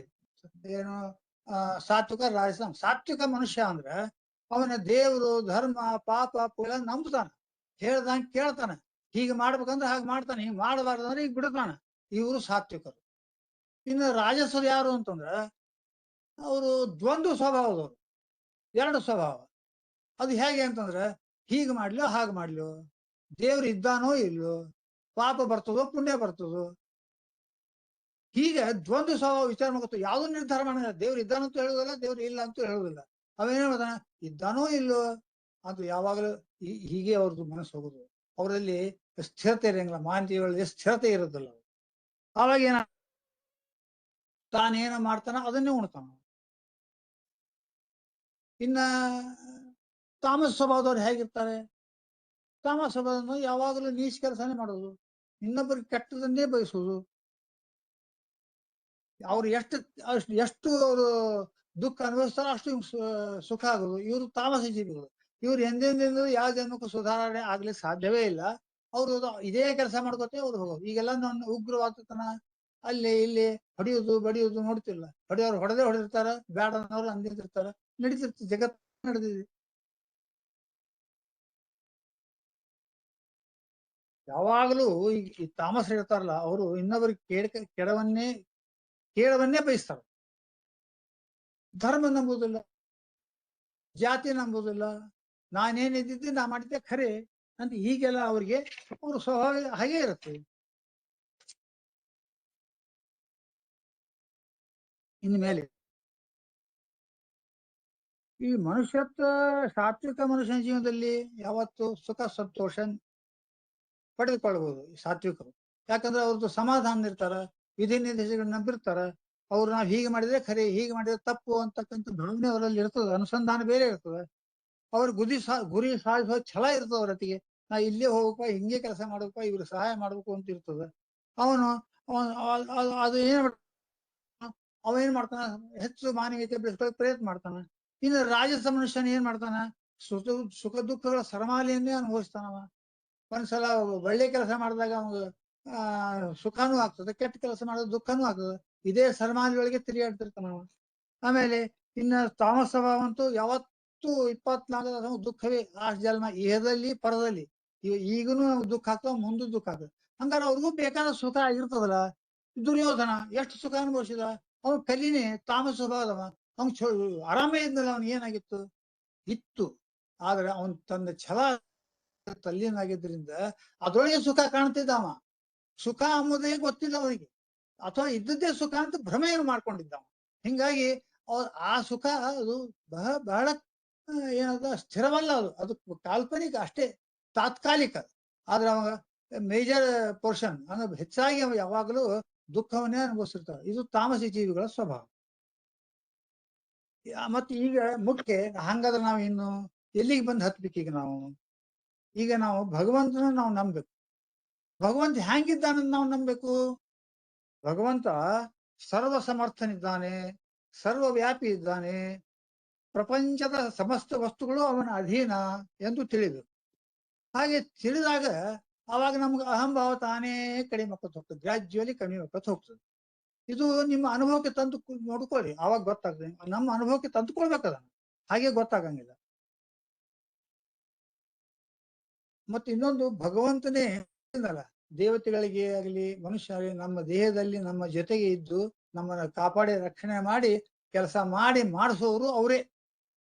ನಾ ಮಾಡೋ ಕೆಲಸ ಭಗವಂತನೇ ನನ್ನಲ್ಲಿ ನಿಂತು ಮಾಡಿಸಿದ್ದು ಅಂತಕ್ಕ ಅನುಸಂಧಾನ ಬಂದ ತಕ್ಷಣ ಆವಾಗ ನಮ್ಮ ಅಹಂಭಾವ ತಾನೇ ಕಡಿಮೆ ಆಗ್ತದೆ. ಅಕಸ್ಮಾತ್ ಕೆಲಸ ಆಗದಿದ್ರೆ ಏನಪ್ಪ, ನಾ ದೇವ್ರ ನಂಬಿದ್ದೆ, ಅವ್ ಮಾಡಿಸ್ಲಿಲ್ಲ, ಏನ್ ಮಾಡ್ಬೇಕು? ಆಯ್ತು, ಮತ್ ಪ್ರಯತ್ನ ಮಾಡೋಂತ ನಮ್ ಒಳ್ಳೆ ಬುದ್ಧಿ ಕೊಡ್ಲಿ, ಒಳ್ಳೆ ನಾವು ಪ್ರೇರಣೆ ಮಾಡ್ಲಿ, ಅವಾಗ ನಾವು ಒಳ್ಳೆ ಕೆಲಸ ಮಾಡ್ತೀವಿ ಅಂತ. ಅವಾಗ ಏನಾಗ್ತದೆ, ನಾವು ನಮ್ಮ ದುಃಖವನ್ನು ಕಡಿಮೆ ಮಾಡಿಕೊಳ್ಬಹುದು. ದೇವ್ರ ಮಾಡ್ಸ್ಕೊಂಡ್ ಬಿಡಪ್ಪ, ಏನ್ ಮಾಡೋದು ಈಗ ಅಂತ ನಾವು ನಮ್ಗೆ ಮಾಡಿದ ಆ ಕೆಲಸನೇ ನಾವು ತೃಪ್ತಿ. ಆಯ್ತು, ಇಷ್ಟೇ ಆಯ್ತಲ್ಲ, ಅರ್ಧ ಕೆಲಸ ಆದ್ರ ಅಷ್ಟೇ ನಮ್ಮ ಯೋಗ್ಯತೆಯಲ್ಲಿ ಇರ್ಬೋದು, ಅಷ್ಟೇ ಆಗ್ಲಿ. ಇದು ಯಾವಾಗ ನಮ್ಮ ಅರಿವು ಬರ್ತದೆ, ಭಗವಂತ ನಮ್ಮಲ್ಲಿದ್ದು ಕೆಲಸ ಮಾಡಿಸ್ತಾನ ಅಂತಕ್ಕ ನಮ್ಮ ಅನಿಸಿಕೆ ಇದ್ದಾಗ ಮಾತ್ರ ಅದಾಗ್ತದೆ. ನಾನೇ ಮಾಡ್ತೀನಿ ಬಿಡೋದ್ರೆ ಮತ್ತೆ ಬಂತ ಅಹಂಕಾರ. ಈ ಮನುಷ್ಯನ ಜೀವನ ಸಾರ್ಥಕವಾಗಬೇಕಾದ್ರೆ ನಾವ್ ಏನ್ ಮಾಡ್ಬೇಕು? ನಾವು ಎಲ್ಲರನ್ನು ಪ್ರೀತಿಸ್ಬೇಕು, ಹಾಗೆ ಎಲ್ಲರೂ ನಮ್ಮನ್ನು ಪ್ರೀತಿಸ್ಬೇಕು. ಹಾಗಾದಾಗಲೇ ಇದು ಸಾಧ್ಯ. ಈ ಬುದ್ಧಿ ಮನುಷ್ಯನಿಗೆ ಯಾವಾಗ ಬರುತ್ತದೆ? ಭಗವಂತನು ಎಲ್ಲಾ ವಸ್ತುಗಳಲ್ಲಿಯೂ ಎಲ್ಲರಲ್ಲಿಯೂ ಇರುತ್ತಾನೆ ಅಂತಕ್ಕಂಥ ಖಚಿತವಾಗಿ ನಾವು ತಿಳಿದುಕೊಂಡಾಗ ಮಾತ್ರ ಅದು ಸಾಧ್ಯ. ದೇವರು ನನ್ನಲ್ಲಿಯೂ ಸನ್ನಿಧಾನಾಗಿದ್ದಾನೆ, ನಿನ್ನಲ್ಲಿಯೂ ಸನ್ನಿಧಾನಾಗಿದ್ದಾನೆ, ಅವನಲ್ಲಿಯೂ ಸನ್ನಿಧಾನಾಗಿದ್ದಾನೆ. ಎಲ್ಲರಲ್ಲಿ ಸನ್ನಿಧಾನ ಇದ್ದಾಗ ಮಾತ್ರ ಒಬ್ಬರನ್ನು ದ್ವೇಷ ಮಾಡೋ ಸಂದರ್ಭ ಎಲ್ಲಿ ಬರ್ತದೆ? ಎದ್ದಗಳಿಗೆ ಒಬ್ಬ ಮನುಷ್ಯನಿಗೆ ರಾಮ್ ರಾಮ್ ಅಂತೀವಿ, ನಮಸ್ಕಾರ ಅಂತೀವಿ. ದೇವರಿಗೆ ಒಳಗಿದ್ದಂತ ದೇವರಿಗೆ ನಾವು ನಮಸ್ಕಾರ ಮಾಡ್ತೀವಿ. ಆ ದೇಹಕ್ಕೆಲ್ಲ, ದೇಹ ಜಡ ಮತ್ತು ಒಳಗಿದ್ದ ಆತ್ಮ ಯಾರಿದ್ದಾರ ಒಳಗೆ? ಪರಮಾತ್ಮನ. ಈ ಅರಿವು ನಮಗಿದ್ದಾಗ ನಾನು ಅಂತಕ್ಕಂಥ ತಾನೇ ಕಡಿಮೆ. ಈಗ ಕೆಲವರು ತಂದೆ ತಾಯಿಗಳ ಸೇವೆ ಮಾಡ್ತಾರ, ಮಕ್ಕಳು ಸೇವಾ ಮಾಡ್ತಾರಂತಂದ್ರೆ ಯಾಕೆ ಮಾಡ್ತಾರ? ಒಂದ್ ರೀತಿಯಿಂದ ಮೇಲ್ನೋಟಕ್ಕೆ ತಂದೆ ತಾಯಿಗಳು ಹಿರಿಯರು ಮಾಡ್ತಿರ್ತೀವಿ, ಆದ್ರೆ ಮುಖ್ಯವಾದ ವಿಷಯ ಏನಂದ್ರೆ ಅವರಲ್ಲಿ ಪರಮಾತ್ಮನ ಸನ್ನಿಧಾನ ಇರ್ತದೆ, ಭಗವಂತ ಅವರಲ್ಲಿ ಇದ್ದಾನೆ ಅಂತ ತಿಳ್ಕೊಂಡು ನಮ್ಗೆ ತಿಳಿದಿಲ್ಲ. ತಂದೆಯಂತೆ ನಮ್ಮ ತಂದೆ ತಾಯಿ, ಹುಟ್ಟಿದ ತಂದೆ ತಾಯಿ ನಮ್ಗೆ ಹೇಗೆ ತಂದೆ ತಾಯಿಗಳು, ಹಾಗೆ ದೊಡ್ಡವರಾದ್ಮೇಲೆ ಆ ಭಗವಂತನೇ ನಮ್ಗೆ ತಂದೆ ತಾಯಿ. ನಮ್ಮಲ್ಲಿ ನಿಂತು ತಾಯಿ ನಮ್ಮಲ್ಲಿ ಹೇಗೆ ತುತ್ತು ಮಾಡಿ ಉಣಿಸ್ತಾಳೋ ಅದೇ ಪ್ರಕಾರ ಭಗವಂತನು ಕೂಡ ನಮ್ಮ ತುತ್ತು ಮಾಡಿ ಉಣಿಸುವಂತ ಕರುಣಾವಂತ ಅವ, ಕರುಣಾಮಯಿ. ಹೀಗೆ ಮಾಡಿದ್ರೆ ತಾನೇ ಆ ಪುಂಡರೀಕನಿಗೆ ಆ ತಂದೆ ಸೇವೆ ಮಾಡಿದಾಗ ಪಂಡರಪುರ ವಿಠಲ ಪ್ರತ್ಯಕ್ಷನಾಗಿದ್ದು. ಅದರಿಂದ ಎಂಥ ಅವನು ಎಷ್ಟು ಮಂದಿ ಕೊಂಡಾಡ್ತಾರ ಪುಂಡರೀಕಾಕ್ಷ ವಿಠಲ ಅಂತ ದೇವರಿಗೆ ಹೆಸರು ಕರೀತಾರೆ. ಹಾಗೆ ತಂದೆ ತಾಯಿ ಅಷ್ಟೇ ಅಲ್ಲ, ಪ್ರತಿಯೊಬ್ಬರಲ್ಲಿಯೂ ಭಗವಂತನ ಸನ್ನಿಧಾನ ಇದ್ದೇ ಇರುತ್ತದೆ ಎಂಬುದು, ಭಗವಂತನು ಸರ್ವವ್ಯಾಪಿಯಾಗಿದ್ದಾನೆ ನಮ್ಮ ತಿಳುವಳಿಕೆ ಬಂದಾಗ ಆವಾಗ ಏನಪ್ಪಾ ಅಂತಂದ್ರೆ ಇನ್ನೊಬ್ಬರನ್ನು ನೋಯಿಸಬಾರದು. ಈ ತಿಳುವಳಿಕೆ ಇದ್ದಾಗ ದ್ವೇಷ ಮಾಡೋದಾಗಲಿ ಅಥವಾ ಜಗಳ ಮಾಡೋದಾಗಲಿ, ನಮ್ಮ ಕುಟುಂಬ ನಮ್ಮ ಸುಖವಾಗಿರ್ಬೇಕೆನ್ನುವುದಾಗಲಿ, ಇದೇ ಜೀವನ ಈ ರೀತಿ ಇದ್ದರೆ ನಮ್ಮ ಜೀವನದ ಸತ್ಯ ನಮ್ಗೆ ಅರಿವಾಗ್ತದೆ. ಇದಕ್ಕೆ ಹಿಂದಿರುವ ಸತ್ಯ ಇದೆ, ಮಾನವೀಯತೆ ಹಿಂದೆ ಇರುವ ಸತ್ಯ ಇದೆ. ಇನ್ನ ಸ್ವಪ್ರತಿಷ್ಠೆ ಒಂದು ಮನುಷ್ಯ ಆಗಿರ್ತದ, ಮತ್ತ ನಾನೇ ಬಂತು ನೋಡಿ ದ್ವೇಷಕ್ಕೆ ಕಾರಣ. ಇಂದು ಕೊಲ್ಲಿ ಯುದ್ಧ ನಡೆದಿದೆ, ನೀವು ಅವ್ನು ನೋಡಿದ್ರೆ ಸಹನ ಆಗುದಿಲ್ಲ, ಅವ್ನಿಗೆ ಇವನ್ ನೋಡಿದ್ರೆ ಸಹನ ಆಗುದಿಲ್ಲ, ನೀವು ಅವ್ನು ಹೊಡಿದು ಇವ ಹೊಡಿದು ಆಯ್ತು, ಅವ್ರವ್ರು ಬಡ್ದ ಕೊಟ್ಟು ಸಾಯ್ಲಿ. ಆದ್ರೆ ನಮ್ಗ ಹಣೆ ಬಾರದ್ರದ್ದು ಅದ್ರ ಪರಿಣಾಮ ನಮಗೂ ಆಗ್ತದಲ್ಲ, ಬೆಲೆ ಏರಿಕೆ ನಾವು ಅನುಭವಿಸ್ತಾ ಇದ್ದೇವಲ್ಲ ಈಗ. ಹೀಗಾಗಿ ಅದಕ್ಕೆ ಆ ಸ್ವಪ್ರತಿಷ್ಠೆ ಅನ್ನೋದು ಇವತ್ತು ಬಿಟ್ರೆ ಇವತ್ತ ಇಡೀ ಜಗತ್ತಿನಲ್ಲಿ ಶಾಂತಿ ನೆಲೆಸೋದ್ರಲ್ಲಿ ಸಂಶಯವೇ ಇಲ್ಲ. ಯಾವುದೋ ಜನಾಂಗ ತಪ್ಪು ಮಾಡ್ತದ, ಇಡೀ ಜನಾಂಗ ತಪ್ಪು ಮಾಡಿ ಅಂತ ತಿಳ್ಕೊಂಡು ನಾವು ಭಾವಿಸಬಾರದು. ಆ ಒಂದು ಕ್ಷಣ ಆ ಒಂದು ಪ್ರಸಂಗ ಹಾಗೆ ಮಾಡಿಸಿರ್ತದೆ. ಆದ್ರೆ ಅಂದ್ರೆ ಏನ್ ನಾವು ಹೇಳೋದಂತಂದ್ರ, ಈ ಯಾವ ನಮ್ಮ ಕೈಯಾಗಿಲ್ಲ ಅಂತ. ಜಗತ್ತಿನಲ್ಲಿ ಮಳೆ, ಬೆಳೆ, ಬಿಸಿಲು, ತಂಪು ಎಲ್ಲ ಭಗವಂತನ ಚಟುವಟಿಕೆಗಳು. ಅದರಿಂದ ನಾವು ಹೇಗೆ ಬರ್ತದೋ ಹಾಗೆ ಸ್ವೀಕಾರ ಮಾಡ್ಬೇಕು. ಈ ಸಮಾಧಾನ ನಮ್ಮಲ್ಲಿ ಇದ್ದಾಗ ಅವಾಗ ನಾವು ಇನ್ನೊಬ್ರು ಸಮಾಧಾನ ಹೇಳ್ತೀವಿ. ಹಿಂಗಾತಲ್ರಿ ನಮ್ಯಾಗ, ಇಷ್ಟು ಆಯ್ತಲ್ರಿ, ಅಷ್ಟು ಮಂದಿ ಸತ್ತು, ಏನ್ ಮಾಡಪ್ಪ ಕಲಿಯುಗ, ಹಂಗ ಆಗ್ತದ, ಅವ ಎಲ್ಲ ಅವನ ಇಷ್ಟಕ್ಕೆ ಬಂದದ್ದು ಅಂತ ನಾ ಬಾಯಿಲೆ. ಅದೇ ತರ. ಮತ್ತು ಇನ್ನೊಂದು ಮುಖ್ಯ ಅಂಶ ಅಂದ್ರೆ, ನಾವು ಯಾವ ವರ್ಣದಲ್ಲಿ ಯಾವ ಜಾತಿಯಲ್ಲಿ ನಾವು ಹುಟ್ಟಿರುತ್ತೀವಿ ನಾವು ಪಾಲಿಸಬೇಕು. ಆಶ್ರಮಗಳು 5 ಆಶ್ರಮಗಳಿವೆಯಲ್ಲ, ಆಶ್ರಮ ತಕ್ಕ ನಾವು ಇರಬೇಕು. ಆಶ್ರಮದಲ್ಲಿ ವಿಧಿಸತಕ್ಕಂಥ ಕಾರ್ಯಗಳನ್ನೇ ನಾವು ಮಾಡಬೇಕು. ಯಾವುದು ಬೇರೆ ಪ್ರತಿಯೊಂದು ಆಶ್ರಮದಲ್ಲಿ ಅದಕ್ಕೆ ಆಶ್ರಮಕ್ಕೆ ಸಂಬಂಧಪಟ್ಟಂತ ವಿಧಿವಿಧಾನಗಳು ಇವೆ. ಅವನ್ನೇ ನಾವು ನಮ್ಮ ಮತದಲ್ಲೇ ನಾವಿರ್ಬೇಕು, ನಮ್ಮ ಜಾತಿಯಲ್ಲೇ ನಾವಿರ್ಬೇಕು. ನಮ್ಮ ಜಾತಿಯಲ್ಲಿ ಇದ್ದಾಗ ಅವಾಗ ಏನಾಗ್ತದ, ಅದಕ್ಕೆ ದುಃಖ ಪಡೋರು, ಸಂತೋಷ ಪಡೋರು ನಮ್ಮವ್ರೇ ಆಗ್ತದೆ. ನಮ್ಮವ್ರು ಸುಖಂದಿದ್ರೆ, ನಾವು ಸುಖಂದಿದ್ರೆ, ನಮ್ಮ ಫ್ರೆಂಡ್ಸ್ ಸುಖಂದಿದ್ರೆ ಮತ್ ಬೇರೆ ಏನ್ ಬೇಕು ನಮ್ಗೆ? ಹೀಗೆ ಮಾಡ್ಬೇಕು. ಹಾಗೆ ಮಾಡಿದಾಗೆ ನಮ್ಮ ಸಮಾಧಾನ ಅದು. ಈ ವ್ಯವಸ್ಥೆ ಇರುವುದರಿಂದಲೇ ಈಗ ಏನಾಗಿದೆ, ಆ ಒಂದೊಂದು ಜಾತಿಯವರು ಒಂದೊಂದು ಕಸುಬುಗಳನ್ನ ಮಾಡಿಕೊಂಡಿದ್ದಾರೆ. ಕುಂಬಾರ, ಕಮ್ಮಾರ, ಬಡಿಗ ಇವೆಲ್ಲರೂ ತಮ್ಮ ಕಾರ್ಯಗಳನ್ನು ಮಾಡ್ಕೊಂಡು ಬಂದಲ್ಲಿ ಇವತ್ತಿನ ಪಾರಂಪರಿಕವಾದ ಇತಿಹಾಸ ನಮ್ಮ ಕಣ್ಣು ಮುಂದಿದೆ. ಶಿಲ್ಪಿಗಳು, ಬಡಿಗ ಯಾರು ಇರ್ಲೇಬೇಕು, ಪ್ರತಿಯೊಬ್ಬರು ಇಲ್ದಿದ್ರೆ ಯಾವ ಕೆಲಸನೇ ಆಗಂಗಿಲ್ಲ. ಹಾಗಾದ್ರೆ ಅವ ಯಾವುದೇ ಧರ್ಮದಲ್ಲಿ ಯಾವುದೇ ಜಾತಿಯಲ್ಲಿ ಹುಟ್ಟಿರ್ಲಿ, ಅವ ತನ್ನ ಕೆಲಸ ಏನು ಅಂತ ಮಾಡಿಬಿಟ್ರೆ ಅವನಿಗೆ ಅದ್ರಲ್ಲಿ ಸುಖ ಕಂಡೇ ಕಾಣ್ತಾನ, ಅವನಲ್ಲಿ ಅದು ಮಾನವೀಯತೆ ಬೆಳೆಸ್ಕೋತಾನ. ಇದು ಮುಖ್ಯ. ಈಗ ಇದನ್ನ ನಾವು ಕಣ್ಣಾರೆ ನೋಡ್ತಾ ಇದ್ದೀವಿ. ಗಾಯಕರ ಮಕ್ಕಳು ಗಾಯಕರಾಗಿರ್ತಾರೆ, ಡಾಕ್ಟರ್ ಮಕ್ಕಳು ಡಾಕ್ಟರ್ ಆಗಿರ್ತಾರೆ. ಹೀಗಿದ್ದಾಗ ಕ್ಷತ್ರಿಯರು ಕ್ಷತ್ರಿಯರಾಗಿರ್ತಾರೆ, ಯುದ್ಧದಲ್ಲಿ ಜಯಿಸಿ ಬರ್ತಾರ. ಯುದ್ಧದಲ್ಲಿ ಜಯಿಸೋದೇ ಅವ್ರದ್ದು ಸರಿಯಾದ ಮಾರ್ಗ. ಅವ್ರಿಗೆ ಅಲ್ಲಿಯೇ ಅವ್ರದ್ದು ಇದೆ. ನಮ್ಮಲ್ಲಿ ನಮ್ಮ ಜಾತಿಯಲ್ಲಿ ಹುಟ್ಟಿದ ನಾವು ಅದನ್ನು ಪಾಲಿಸಿದ್ರೆ ನಮಗೆ ಸುಖವೇ ಆಗ್ತದೆ. ಪರಧರ್ಮ ಸ್ವೀಕಾರ ಮಾಡೋದು ಮಹಾಭಯಂಕರ ಅನರ್ಥ. ಅಲ್ಲಿ ಇನ್ನೊಂದು ಮತವನ್ನು ನಾವು ಸ್ವೀಕರಿಸಲೇಬಾರದು. ಯಾಕಂದ್ರೆ ನಮ್ಮಲ್ಲೇ ನಮಗೆ ಅಲ್ಲಿ ಏನಿದೆ, ಆಧಾರ ಇದೆ ಮತ್ತು ಅಲ್ಲಿ ಅನುಕಂಪ ಇದೆ. ಈಗ ಇಷ್ಟೆಲ್ಲ ಹೇಳಿದ ಮೇಲೆ ಮುಖ್ಯ ವಿಷಯನ ನಾವು ತಿಳ್ಕೊಬೇಕು. ಇಷ್ಟೆಲ್ಲ ನಮಗ ಏನ್ ಮಾಡ್ಬೇಕು ಹಂಗಾರಂತಂದ್ರೆ, ನಾವು ಹುಟ್ಟಿ ಬಂದ್ಮೇಲೆ ಅನೇಕ ಋಣಗಳಿಂದ ನಾವು ತುಂಬಿಕೊಂಡಿದ್ದೇವೆ. ಯಾವ ಋಣ ಅದು? ಆ ಋಣ ಮುಕ್ತರಾಗ್ಬೇಕು ನಾವು. ಯಾವ್ದು ಋಣ ಮಾಡ್ದಂತಲ್ಲ, ಸಾಲ ಮಾಡೋದಂದ್ರೆ ಒಂದೇ, ಋಣ ಇಟ್ಕೊಂಡು ಬಂದು ಒಂದೇ. ನಾವು ಮನೆಯಲ್ಲಿ ಸಾಕಿದ ನಾಯಿಗೂ ಕೂಡ ಆ ನಾಯಿ ತನ್ನ ಪ್ರಾಣ ಕೊಟ್ಟಾದ್ರೂ ತನ್ನ ಒಡೆಯನನ್ನು ಅದು ಬದುಕಿಸ್ಕೊಳ್ತದೆ. ಆ ಬುದ್ಧಿ ಅದಕ್ಕಿದೆ. ಆದ್ರೆ ನಾವು ಮನುಷ್ಯರಾಗಿ ಹುಟ್ಟಿ ನಾವು ನಮ್ಮಲ್ಲಿ ಏನ್ ಋಣಗಳಿದೆ ಆ ಋಣದಿಂದ ನಾವು ಮುಕ್ತ ಆಗಿಲ್ಲ, ಆಗುವುದಿಲ್ಲ, ಅಷ್ಟು ಕಠಿಣವಾಗಿದೆ ಅದು. ನಾವು ಋಣಮುಕ್ತರಾದ್ರೆ ಆಟೋಮೆಟಿಕ್ ಆಗಿ ನಮ್ಮ ಮನಸ್ಸು ಶಾಂತಿ ಬರ್ತದೆ. ಈಗ ಮನುಷ್ಯ ಹುಟ್ಟಿ ಬಂದ ತಕ್ಷಣ ಯಾವ ಋಣಗಳು? ತಾಯಿ ಋಣ, ಭೂಮಿ ಋಣ, ದೇವ ಋಣ, ಪಿತೃ ಋಣ, ಅನ್ನದ ಋಣ, ಹಾಗೂ ಅನೇಕ ಋಣಗಳಿದ್ದಾವೆ. ಹೀಗಾಗಿ ಮನುಷ್ಯನು ಋಣ ಕಳೆದುಕೊಳ್ಳೋ ಬಗ್ಗೆ ಯೋಚನೆ ಮಾಡೋದಿಲ್ಲ. ಹೋಗಿ ಸಂಬಂಧ. ಹಾಗಾಗಿ ಮನುಷ್ಯನಿಗೆ ಮನಃಶಾಂತಿ ಹ್ಯಾಕ್ ದೊರಕಬೇಕು? ನಮಗ ಮನಃಶಾಂತಿ ದೊರಕಬೇಕಾದ್ರೆ ನಾವು ಋಣಗಳಿಂದ ಮುಕ್ತ ಆಗಬೇಕು. ಇದೇ ದೇವತೆಗಳು, ರಾಕ್ಷಸರು ನಮ್ಮಲ್ಲಿ ಕೆಲಸ ಮಾಡ್ತಾರೆ. ದೇವತೆಗಳು ನಮಗೆ ಸಹಾಯ ಮಾಡಾದ ಮೇಲೆ ದೇವತೆಗಳನ್ನ ತೃಪ್ತಿಪಡಿಸೋದು ನಮ್ದೊಂದು ಭಾಗನೇ ಅದು. ಏನ್ ನಾವು ದೇವಗಳ ತೃಪ್ತಿಪಡಿಸೋದಾದ್ರೆ ಯಜ್ಞ ಯಾಗಾದಿಗಳನ್ನ ಹಿಂದಿನ ಜನ ಮಾಡ್ತಿದ್ದಾರೆ ತಮ್ಮ ಆಶ್ರಮದಲ್ಲಿ ಇದ್ದವರು, ಗೃಹಸ್ಥಾಶ್ರಮಗಳು. ಯಜ್ಞ ಯಾಗ ಮಾಡಿದಾಗ ಏನಾಗ್ತದ, ನಮ್ಮ ಭೂಮಿ ಯಜ್ಞದಲ್ಲಿ ನಾವು ಹವಿಸ್ಕೊಟ್ಟಾಗ ಆಗ ಅದು ಒಯ್ದು ದೇವತೆಗಳನ್ನ ಮುಟ್ಟಿಸ್ತಿದ್ರಂತೆ ಹಿಂದಿನ ದೇವತೆಗಳು ಹಿಂದಿನ ಕಾಲಕ್ಕ. ಆವಾಗ ಅವ್ರ ಋಣ ತೀರ್ತಿತ್ತಂತ. ನಾವು ಶ್ರಾದ್ದಾದಿಗಳನ್ನ ಮಾಡ್ತೀವಿ ವರ್ಷ ವರ್ಷ. ಕಾರಣ ನಮ್ದು ಋಣ ಇರ್ತದೆ. ತಂದೆ ತಾಯಿ ನಮ್ಮ ಹಡೆದಿರ್ತಾರ, ನಮ್ಮ ಪ್ರಪಂಚಕ್ಕೆ ಬಿಟ್ಟಾರ ಮೇಲೆ ಅವ್ರ ಋಣ ನಾವು ತೀರ್ಸ್ಕೊಳ್ಬೇಕು. ಯಾಕಂದ್ರೆ ಋಣ ಅನ್ನೋದು ಬಹಳ ಕೆಟ್ಟ. ಒಬ್ರ ಮನೆಗೆ ಹೋಗಿ ಫ್ರೆಂಡ್ಶಿಪ್ ಒಂದು ಚಹಾ ಕುಡಿದು ಬಂದಾಗ ನಾವು ಅವ್ನಿಗೆ ಚಹಾ ಯಾವತ್ ನಮ್ಮನೆ ಕರೆದು ಚಹಾ ಕೊಟ್ಟೇನೋ ಅಂತ ತಗೊಂಡು ಸಣ್ಣ ವಿಷಯಕ್ಕೂ ನಾವು ಋಣ ತೀರ್ಸ್ಲಿಕ್ಕೆ ಪ್ರಯತ್ನ ಮಾಡ್ತೀವಿ. ಅಂತ ದೊಡ್ಡ ಋಣಗಳನ್ನ ದೇವತೆಗಳ ಋಣ, ದೇವರ ಋಣ, ಭೂಮಿ ಋಣ, ಭೂಮಿ ಮೇಲೆ ಬಿದ್ದು ನಾವು ಎಂಥ ಕೆಟ್ಟ ಕೆಲಸ ಮಾಡ್ತೀವಿ, ಉಗುಳ್ತೀವಿ, ಒದಿತೀವಿ, ಮಾಡ್ತೀವಿ. ಭೂಮಿ ತಾಯಿ ಯಾವತ್ತಾದ್ರೂ ಸಿಟಿಗೆ ಬಂದಿರ್ತಾಳ ಗೊತ್ತಾಗೋದು ನಮ್ಗೆ, ಅದು ಮಾತು ಬೇರೆ ಇರ್ಲಿ. ಆದ್ರೆ ಈಗೇನಾಗ್ತದೆ, ನಾವು ಋಣವನ್ನು ಕಳೆದುಕೊಂಡಾಗ ನಮ್ಮ ಭಾರ ಕಡಿಮೆ ಆಗ್ತದೆ. ಆ ಭಾರ ಕಡಿಮೆ ಆದಾಗ ನಮ್ಮಲ್ಲಿ ಮನಃಶಾಂತಿ ಬರ್ತದೆ. ಆ ಮನಃಶಾಂತಿನೇ ನಮ್ಮ ಏನು ಈ ಮಾನವೀಯತೆಗೆ ಸಹಕಾರ್ಯ.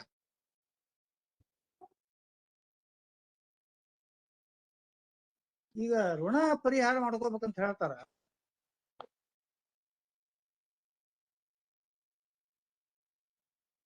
ಇದೇ ನಮ್ಮ ಜ್ಞಾನ.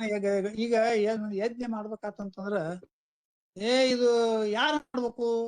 ಒಬ್ಬರಿಂದ ಆಗೋ ಕೆಲಸ ಅಲ್ಲ ಅದು. ಯಜ್ಞ ಮಾಡ್ಬೇಕಾದ್ರೆ ಈಗ ಒಂದ್ ಯಜ್ಞ ಏರ್ಪಡಿಸಿದಾಗ ಅದಕ್ಕೆ ಎಲ್ಲ ಜಾತಿಯ ಸಹಕಾರಿ ಬೇಕೇ ಬೇಕು. ಅಂದ್ರೆ ನಾವೊಬ್ಬರೇ ಸುಖಂದ ಇರುವುದಲ್ಲ, ನಾವೊಬ್ಬರೇ ಮಾನವೀಯತೆ ಬೆಳೆಸುವಂತಲ್ಲ. ಇತರ ಸಕಲ ಜನಗಳಿಗೂ ಸರ್ವ ಜನರಿಗೂ ಸುಖಿನಾ ಭವಂತು ಅಂತಾರಲ್ಲ, ಸರ್ವ ಸುಖಿನಾ ಭವಂತು ಅಂತಾರಲ್ಲ. ಹಾಗ ನಾವೇನ್ ಮಾಡ್ತೀವಿ, ಯಜ್ಞ ಮಾಡ್ಬೇಕಾದ್ರೆ ಇತರ ಎಲ್ಲ ಬಾಂಧವರ ಸಹಾಯ ಬೇಕಾಗ್ತದೆ. ಆವಾಗ ಏನ್ ಎಲ್ಲದಕ್ಕೆ ಒಂದು ಯಜ್ಞ ನೆರವೇರ್ಬೇಕಾದ್ರೆ ಪೂರ್ತಿ ಬೇಕಾಗ್ತದೆ. ಹೀಗಾಗಿ ಎಲ್ಲದಲ್ಲಿ ತೊಡಗಿಸಿಕೊಂಡಾಗ ಎಲ್ಲರಿಗೂ ಮನಃಶಾಂತಿ, ಜಾತಿ ಮೇಲು ಕೀಳು ಭಾವನೆ ಇಲ್ಲ, ಎಲ್ಲರಿಗೂ ಸುಖ ಶಾಂತಿ ಸಿಗ್ತದಲ್ಲಿ ನಮ್ಗೆ. ಆವಾಗ ನಾವು ಅದನ್ನ ನಮ್ಮ ಅಹಂಭಾವ, ನಮ್ಮ ವೈರತ್ವವನ್ನು ಓಡಿಸ್ಲಿಕ್ಕೆ ನಮ್ಗ ಸಾಧ್ಯ ಆಗ್ತದೆ ಅಲ್ವಾ? ಹಲೋ, ಸುಮ್ಮನೆ ನೀರು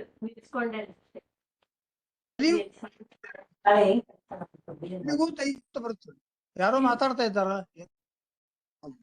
ಸ್ವಲ್ಪ ಆಡಿಯೋ ಡಿಸ್ಟರ್ಬೆನ್ಸ್ ಇದೆ. ಭರತ್ರಾಜ್ ನೋಡಿ. ಭರತರಾಜ್ ಅಲ್ಲ, ಭೈರಪ್ಪ. ಭೈರಪ್ಪ ಪ್ಲೀಸ್ ಯುಗದಲ್ಲಿ ಮ್ಯೂಟ್ ಮಾಡ್ಕೊಳ್ಳಿ ದಯವಿಟ್ಟು. ಕಿರಣ್, ನೀರು ಭೈರಪ್ಪ ಅವರೇ, 8:30 ಆಯ್ತಲ್ಲೋ. ನಿಂದ್ರಲ್ಲಿ 8 ಗಂಟೆ. ನಿಂಗೆ USM ತೋರ್ಸಿದ್ದು. ಭೈರಪ್ಪನವರೇ ಮ್ಯೂಟ್ ಮಾಡ್ಕೊಳ್ಳಿ. ಒಂದ್ ಸೆಕೆಂಡು.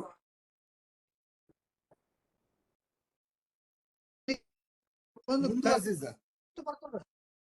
ಯಾಕಂದ್ರೆ ನೋಡಿ, ದೇವರು ಕಲ್ಲನ್ನೇ ಪೂಜೆ ಮಾಡ್ತಾರೆ, ನೀರನ್ನೇ ಪೂಜೆ ಮಾಡ್ತಾರೆ, ಗುಡ್ಡನೇ ದೊಡ್ಡ ಬೆಟ್ಟನೇ ಪೂಜೆ ಮಾಡ್ತಾರ.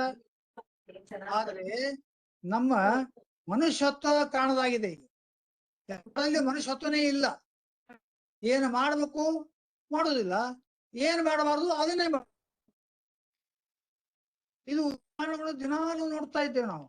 ಇದಕ್ಕೆ ವ್ಯತಿರಿಕ್ತವಾಗಿ ಹೇಳೋದಾದ್ರೆ ಹಿಂದಿನ ಕಾಲದಲ್ಲಿ ಒಂದು ಸಹಬಾಳ್ವೆ ಇತ್ತು, ಕುಟುಂಬ ಇತ್ತು. 50-60 ಜನ ಒಟ್ಟಿಗೆ ಇದ್ರು, ಸಹಬಾಳ್ವೆಯಿಂದ ಬಾಳ್ತಿದ್ರು. ಆದ್ರೆ ಇವತ್ತು ನಮ್ಮ ಪರಿಸ್ಥಿತಿ ಏನಾಗಿದೆ? ಇರೋರೇ ಮನೆಯೊಳಗೆ 3 ಮಂದಿ, ಗಂಡ ಹೆಂಡತಿ ಮಗು. ಆ ಗಂಡ ಹೆಂಡತಿ ಮಗು ಒಳಗೂ ವ್ಯತ್ಯಾಸ. ಇವ್ರು ಅವ್ರು ನೋಡಿ, ಇವ್ರು ನೋಡಿ, ತಾಯಿ ಮಗನ ಕೊಂದು ಆತ್ಮಹತ್ಯೆ ಮಾಡ್ಕೊಂಡ್ಲಂತ. ಇವೆಲ್ಲ ಯಾಕೆ ನಮ್ಗೆ ಬರ್ತವೆ? ನಮ್ಮ ಎದುರಿಗೆ ಸರಿಯಾದ ಮಾನ್ಯತೆ ಬೆಳೆಸ್ಕೊಂಡಿಲ್ಲ, ಆದ್ದರಿಂದ ಇವೆಲ್ಲ ನಮಗೆ ಬರ್ತವೆ. ಅಲ್ಲಿಯೂ ಕೂಡ ಅಸ್ಥಿರತೆ ಇದೆ ಮನುಷ್ಯನಲ್ಲಿ. ಒಂದು ಸಂಸಾರ ಇರೋರೇ 3 ಮಂದಿ, ತಂದೆ ತಾಯಿ ದೂರ ಇರ್ತಾರ. ಆದ್ರೆ ಈ ವಯಸ್ಸಾದರನ್ನ ಕಡೆಗಣಿಸೋದು, ಹೆಂಡತಿ ಮಕ್ಕಳಲ್ಲಿ ಜಗಳ, ಅಣ್ಣ ತಮ್ಮರಲ್ಲಿ ಜಗಳ, ಭೂಮಿ ಮೇಲಿಂದ ಅಣ್ಣ ತಮ್ಮ ಜಗಳ ಆಗ್ತಿರ್ತಾರ. ಇದರಿಂದ ದೇಶಕ್ಕೆ ಶಾಂತಿ ದೊರೆಯುವುದು ಹಾಗೆ. ಇವೆಲ್ಲವೂ ಮನುಷ್ಯತ್ವಕ್ಕೆ ನೇರ ಕಾರಣ ಎಂದು ಹೇಳ್ಬೋದಲ್ಲವೇ? ಆದ್ದರಿಂದ ಇಷ್ಟೆಲ್ಲ ಹೇಳಿದ ಮೇಲೆ ಈಗ ಮಾನವೀಯತೆ ಕೆಲವು ಲಕ್ಷಣಗಳನ್ನ ನಾವು ನೋಡೋಣಂತೆ. ಈ ಮನುಷ್ಯತ್ವ ಅನ್ನುವುದು 3 ವಸ್ತುಗಳಿಂದ ಕೂಡಿದೆ. ಭಗವಂತನ ಬಗ್ಗೆ ಅರಿವು, ಧರ್ಮದಿಂದ ನಡೆಯುವುದು ಮತ್ತು ಭಕ್ತಿ ಮಾಡುವುದು. ಇವು ಸಮ್ಮಿಲನದಿಂದಲೇ ನಮ್ಮ ವ್ಯಕ್ತಿತ್ವ ಬೆಳೀತದೆ, ಮಾನವೀಯತೆ ಬೆಳೀತದೆ. ದೇಹದಿಂದ ಮನುಷ್ಯನಾಗೋದು ಮಾತ್ರ ಸಾಧ್ಯವಲ್ಲ, ಸಾಕಾಗುವುದಿಲ್ಲ. ಇವು ಮನುಷ್ಯರಲ್ಲಿ ಜ್ಞಾನ, ಭಕ್ತಿ, ವೈರಾಗ್ಯ, ಪಾಪ ಪುಣ್ಯ ಬೆಳೆಸ ಆವಾಗ ನಿಜವಾದ ದೇಹಕ್ಕೆ ಚೈತನ್ಯ ಬರ್ತದೆ. ಮಾನಸಿಕವಾಗಿ ನಾವು ದೃಢರಾಗಬೇಕು. ಆವಾಗ ನಿಜವಾದ ಮಾನವೀಯತೆ ನಮ್ಮಲ್ಲಿ ಪ್ರಕಟ ಆಗ್ತದೆ. ನಮ್ಮಲ್ಲಿ ಮಾನವೀಯತೆ ಇದೆ, ಅದು ಪ್ರಕಟ ಮಾಡುವುದು ನಮ್ಮ ಕರ್ತವ್ಯ. ಮನುಷ್ಯನಾಗಿ ಹುಟ್ಟುವುದು ಮಾತ್ರವಲ್ಲ, ಮನುಷ್ಯನಲ್ಲಿ ದಯೆ, ಕರುಣೆ, ಸತ್ಯ, ಧರ್ಮ, ಸಹಾನುಭೂತಿ, ಪ್ರೀತಿ ಇವುಗಳನ್ನು ಧಾರಣೆ ಮಾಡಿಕೊಂಡು ಬದುಕೋದೇ ಮನುಷ್ಯ.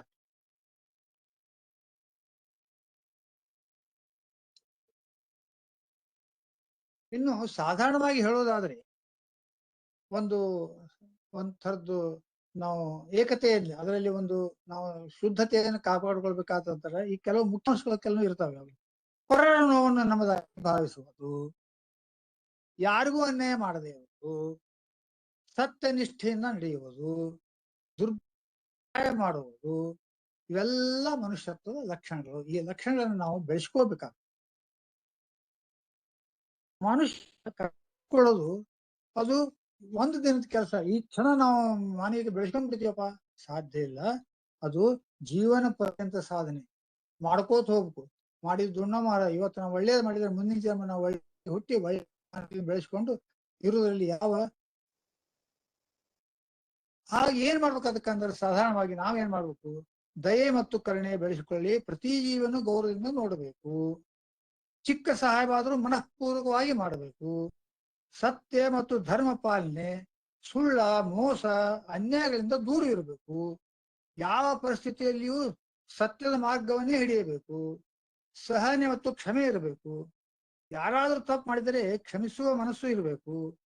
ಕೋಪವನ್ನು ನಿಯಂತ್ರಿಸುವುದು ಮುಖ್ಯ. ಗುರು ಹಿರಿಯರಲ್ಲಿ ಆತ್ಮೀಯತೆ, ಗೌರವ, ಪ್ರೀತಿಯನ್ನು ಬೆಳೆಸಿಕೊಳ್ಳಬೇಕು.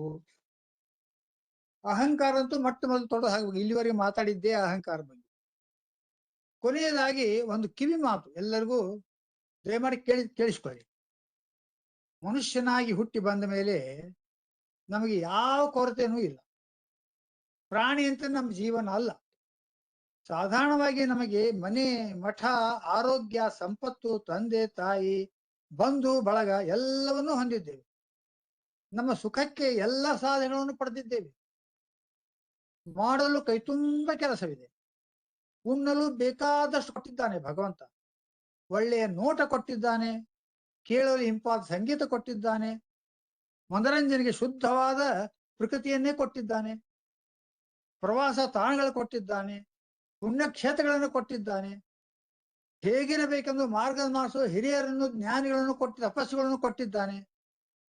ಎಲ್ಲವನ್ನೂ ಅನುಭವಿಸುತ್ತಾ ಸಂತೋಷವಾಗಿ ಇರಬಹುದಲ್ಲವೇ? ಸಂತೋಷ ನಮ್ಮ ಕೈಯಲ್ಲಿಯೇ ಇದೆ. ಹೀಗಿದ್ದಾಗ ಮಾನವೀಯತೆಯನ್ನು ಕಳೆದುಕೊಂಡು ದುಃಖ ಪಡುವುದಕ್ಕಿಂತ ಸುಖವೇ ಇರಬಾರ್ದೆ? ಇದೆಲ್ಲ ಕಿವಿ ಮಾತೊಂದು ಹೇಳಿ 74 ಲಕ್ಷ ಯೋನಿಗಳನ್ನು ಕಷ್ಟಪಟ್ಟು ದಾಟಿ ಬಂದು ಈ ಮಾನವ ಜನ್ಮಕ್ಕೆ ಕಾಲಿಟ್ಟಿದ್ದೇವೆ. ನೋಡಿ, 74 ಲಕ್ಷ ಯೋನಿಗಳನ್ನು ದಾಟಿ ಬಂದಿವಿ. ಹಿಂದಿನ ಜನ್ಮದಾಗ ಏನು ಕ್ರಿಮಿ ಇದ್ವೋ, ಕೀಟಕ ಇದ್ವೋ, ಪಕ್ಷಿ ಇದ್ವೋ ಏನ್ ಗೊತ್ತಿಲ್ಲ ನಮ್ಗೆ. ಮನುಷ್ಯರಾಗಿ ಬಂದೀವಿ. ಈಗರ ಮಾನವೀಯತೆ ಬೆಳೆಸ್ಕೋಬೇಕು. ಪಶುಗಳಂತೆ ಬದುಕಬಾರದು. ಇದು ಬಹಳ ಅಪರೂಪದ ಜನ್ಮ, ಇದು ಮನುಷ್ಯ ಜನ್ಮ. ಯಾಕೆಂದ್ರೆ ದಾಸರೇ ಹೇಳ್ಯಾರ, ಮಾನವ ಜನ್ಮ ದೊಡ್ಡದು, ಇದನ್ನು ಹಾಡಿ ಮಾಡಿಕೊಳ್ಳಬೇಡಿರಿ ಹುಚ್ಚಪ್ಪಗಳಿರ ಅಂತ. ಅವ್ರು ಹುಚ್ಚಪ್ಪಗಳಂತ ಸಾಮಾನ್ಯ ಮಾತಲ್ಲ. ಹುಚ್ಚಪ್ಪಗಳಿರ ಅಂದ್ರೆ ನಾವೆಲ್ಲ ಹುಚ್ಚರೇ ಆಗಿವಿ. ಯಾಕಂದ್ರೆ ಮಾಡಕ್ಕದನ್ನ ಮಾಡೋದಿಲ್ಲ, ಮಾಡಬಾರ್ದನ್ನ ಮಾಡ್ತೀವಿ. ನಾವು ಮನುಷ್ಯತ್ವವನ್ನು ಇಟ್ಕೊಳ್ಬೇಕು. ಅದು ಕಳೆದುಕೊಂಡಾಗ ಅನರ್ಥಕ್ಕೆ ಕಾರಣರಾಗುತ್ತೇವೆ. ಅದು ಒಳಗಾಗ್ಬಿಡುತ್ತೇವೆ, ನಮ್ಮ ಅನರ್ಥನೇ ಆಗ್ತದೆ. ಈ ಜನ್ಮ ಸಾರ್ಥಕ ಪಡಿಸಿಕೊಳ್ಳೋದಾಗಬೇಕು. ನಾವು ಸಾರ್ಥಕ ಪಡಿಸಿಕೊಳ್ಬೇಕು. ಜೀವನದ ಅಂತಿಮ ಗುರಿ ಏನಿದೆ ಅದನ್ನು ಸಾಧಿಸಿಕೊಳ್ಬೇಕು. ಸಾಧನೆ ಮಾಡಬೇಕು. ಎಲ್ಲರೂ ಸಿಗಬೇಕು. ಎಲ್ಲವೂ ನಮ್ಮ ಕೈಲಿಯೇ ಇದೆ. ನಾವೆಲ್ಲರೂ ಮಾನವತೆಯನ್ನು ರೂಢಿಸಿಕೊಳ್ಳೋಣ. ಇಲ್ಲಿಗೆ ನನ್ನ ಮಾತು. ನನ್ನ ಇಲ್ಲಿ ಆಧಾರದಿಂದ ಕರೆಸಿ ನಮಗೆ ಈ ಮಾತಾಡ್ಲಿಕ್ಕೆ 2 ಅಕ್ಷರಗಳನ್ನ ಮಾತಾಡ್ಲಿಕ್ಕೆ ಅವಕಾಶ ಕೊಟ್ಟಿದ್ದಾಗಿ ಇದಕ್ಕೆ ಸಹಾಯ ಮಾಡಿದ ಇತರರಿಗೂ ಕೂಡ ಎಲ್ಲರಿಗೂ ನಾನು ಅಭಿನಂದನೆಗಳು ಸಲ್ಲಿಸಿ ನನ್ನ ಮಾತನ್ನು ಮುಗಿಸುತ್ತೇನೆ. ಎಲ್ಲರೂ ಕೇಳಿದಕ್ಕೆ ಸರ್, ನಿಮ್ಮ ಮಾತು ಬಹಳ ಹಿತವಾಗಿತ್ತು, ಬಹಳ ಆನಂದವನ್ನು ತಂತು. ನಮ್ ಭರತರಾಜ್ ಬಹಳ ಉತ್ಸುಕರಾಗಿದ್ದಾರೆ. 1-2 ಮಾಸ ಸೇರಿಸಿ ಭರತರಾಜ್. ಬೇರೆಯವರು ಕೇಳಿದಾರಲ್ಲ, ಎಲ್ಲರೂ ಮನುಷ್ಯರೇ ತಾನೆ ಕೇಳಿರೋದು, ಬೇರೆಯವ್ರಿಗೂ ಮಾತಾಡ್ಲಿ. ಹಾಗೆ ಬೇರೆ ಯಾರ ಕೇಳಿ ಮಾತಾಡ್ಸೋಣ. ಯಾರು ರೆಡಿ ಇದ್ದೀರಾ? ನಮ್ಮ ಕೋದಂಡರಾಮ್ ಅವರೇ, ಕೇಶವ ಕೊನೆಗೆ ಒಂದು ಹಾಡ ಹಾಡ್ಬಿಡ್ತೀನಿ. ಇದು ಗರ್ವ ಬಗ್ಗೆ, ಗಂಧದ ಬಗ್ಗೆ ಒಂದು ಹಾಡಲ್ಲ ಕೇಳೋಣ. ಅದನ್ನು ಕೇಳಿಬಿಡಿ, ಮುಕ್ತಾಯ ಮಾಡೋಣ. ಗರ್ವ ವ್ಯಾತಕೋ ನಿನಗೆ ಪಾಮರ ಮನುಜ, ಧರೆಯೊಳಗೆ ಕುರುಪತಿಗೆ ಸರಿಯನ್ನಬಹುದೇ. ಗರ್ವ ವ್ಯಾತಕೋ ನಿನಗೆ ಪಾಮರ ಮನುಜ. ಕುರುಪತಿ ಅಂದ್ರೆ ದುರ್ಯೋಧನ. ಬಲದಲ್ಲಿ ಹಲಧರನೆ, ಹಲಧರ ಅಂದ್ರೆ ಬಲರಾಮಕೃಷ್ಣ. ಬಲದಲ್ಲಿ ಹಲಧರನೆ, ಛಲದಲ್ಲಿ ರಾವಣನೆ, ಕುಲದಲ್ಲಿ ವಸಿಷ್ಠ ಗೌತ ನೀನು, ಕುಲದಲ್ಲಿ ವಸಿಷ್ಠ ಗೌತಮನೇನು ನೀನು, ನೆಲೆಯಲ್ಲಿ ಭೃಗು ಮುನಿಯೇ, ನೇಮದಲ್ಲಿ ಗಾಂಗೆಯನೆ, ಒಲುಮೆಯಲಿ ವಾಲ್ಮೀಕಿಯೇನೋ ನೀನು. ಗರ್ವವ್ಯಾತಕೋ ನಿನಗೆ ಪಾಮರ ಮನುಜ, ಹಠದಲ್ಲಿ ಪ್ರಹ್ಲಾದನೆ, ಧಿಟರಲ್ಲಿ ಧ್ರುವರಾಯ, ಶಠರೊಳಗೆ ವಿಶ್ವಾಮಿತ್ರನೋ ಏನೋ ನೀನು. ಶಠರೊಳಗೆ ವಿಶ್ವಾಮಿತ್ರನೋ ಏನೋ ನೀನು. ವಿಟರೊಳಗೆ ಮನ್ಮಥನೆ, ವೀರರೋಳು ಪಾರ್ಥನೆ, ಕುಟಿಲತನದಲ್ಲಿ ಶಕುನಿಯೇನೋ ನೀನು. ಗರ್ವವ್ಯಾತಕೋ ಮನುಜ, ಗರ್ವವ್ಯಾತಕೋ ಪಾಮರ ಮನುಜ. ದಾನದೊಳು ಕರ್ಣನೆ, ಗಾನದೊಳು ನಾರದನೆ, ಜ್ಞಾನದಲ್ಲಿ ವ್ಯಾಸ ಶುಕ ಮುನಿಯೇನೋ ನೀನು. ಜ್ಞಾನದಲ್ಲಿ ವ್ಯಾಸ ಶುಕ ಮುನಿಯೇನೋ ನೀನು. ದೀನ ರಕ್ಷಕ ನಮ್ಮ ಪುರಂದರ ವಿಠಲನ, ಧ್ಯಾನದೊಳು ಇತ್ತು ಭವ ನೀಗು ಮನುಜ. ಗರ್ವವ್ಯಾತಕಗೆ, ಗರ್ವವ್ಯಾತಕೋ ನಿನಗೆ ಪಾಮರ ಮನುಜ. ಧನ್ಯವಾದಗಳು. ಹಟ್ಟಿಹಳ್ಳಿ ಅವರು ಹ್ಯಾಂಡ್ಸ್ ಅಪ್ ಮಾಡಿದ್ದಾರೆ. ಸರ್, ಹ್ಯಾಂಡ್ ರೈಸ್ ಮಾಡಿದ್ರ, ಮಾತಾಡಿ ಸರ್. ಹೇಳಿ ಸರ್. ಹಲೋ, ಅಲ್ಲ ಹೇಳಿ. ನಮಸ್ಕಾರ ಸರ್. 53ರಲ್ಲಿ ಹುಟ್ಟಿದ ವಿ.ಆರ್. ಓಂಕಾರ ಅವರು ನಮ್ಗೆ ದೇಹದ ಅಭಿಮಾನ ಕಡಿಮೆ ಮಾಡ್ಲಿಕ್ಕೆ ಹೇಳಿದ್ರು. ಆಯ್ತು, ಧನ್ಯವಾದಗಳು ಸರ್. ಸರಿ, ಯಾರಾದ್ರೂ ಮಾತಾಡ್ತೀರಾ? ಹೆಗ್ಡೆ ಅವರೇ, ಆನಂದ್ ಇದೆ ನಿಮ್ದು. ಯಾರಾದ್ರೂ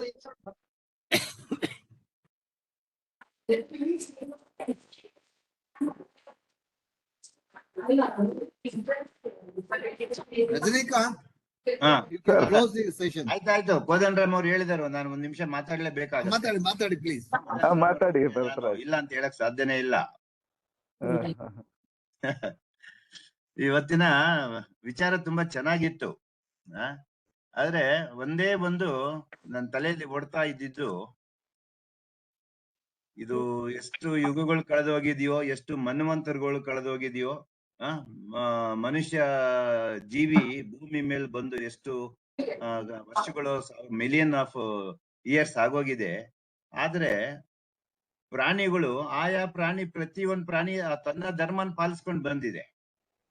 ನಾಯಿ ಧರ್ಮ ಪಾಲಿಸ್ಕೊಂಡ್ ಬಂದಿದೆ, ಹಸುವಿನ ಧರ್ಮ ಪಾಲಿಸ್ಕೊಂಡ್ ಬಂದಿದೆ, ಕುದುರೆ ಧರ್ಮ ಪಾಲಿಸ್ಕೊಂಡ್ ಬಂದಿದೆ, ಹಾವಿನ ಧರ್ಮ, ಚೇಳಿನ ಧರ್ಮ.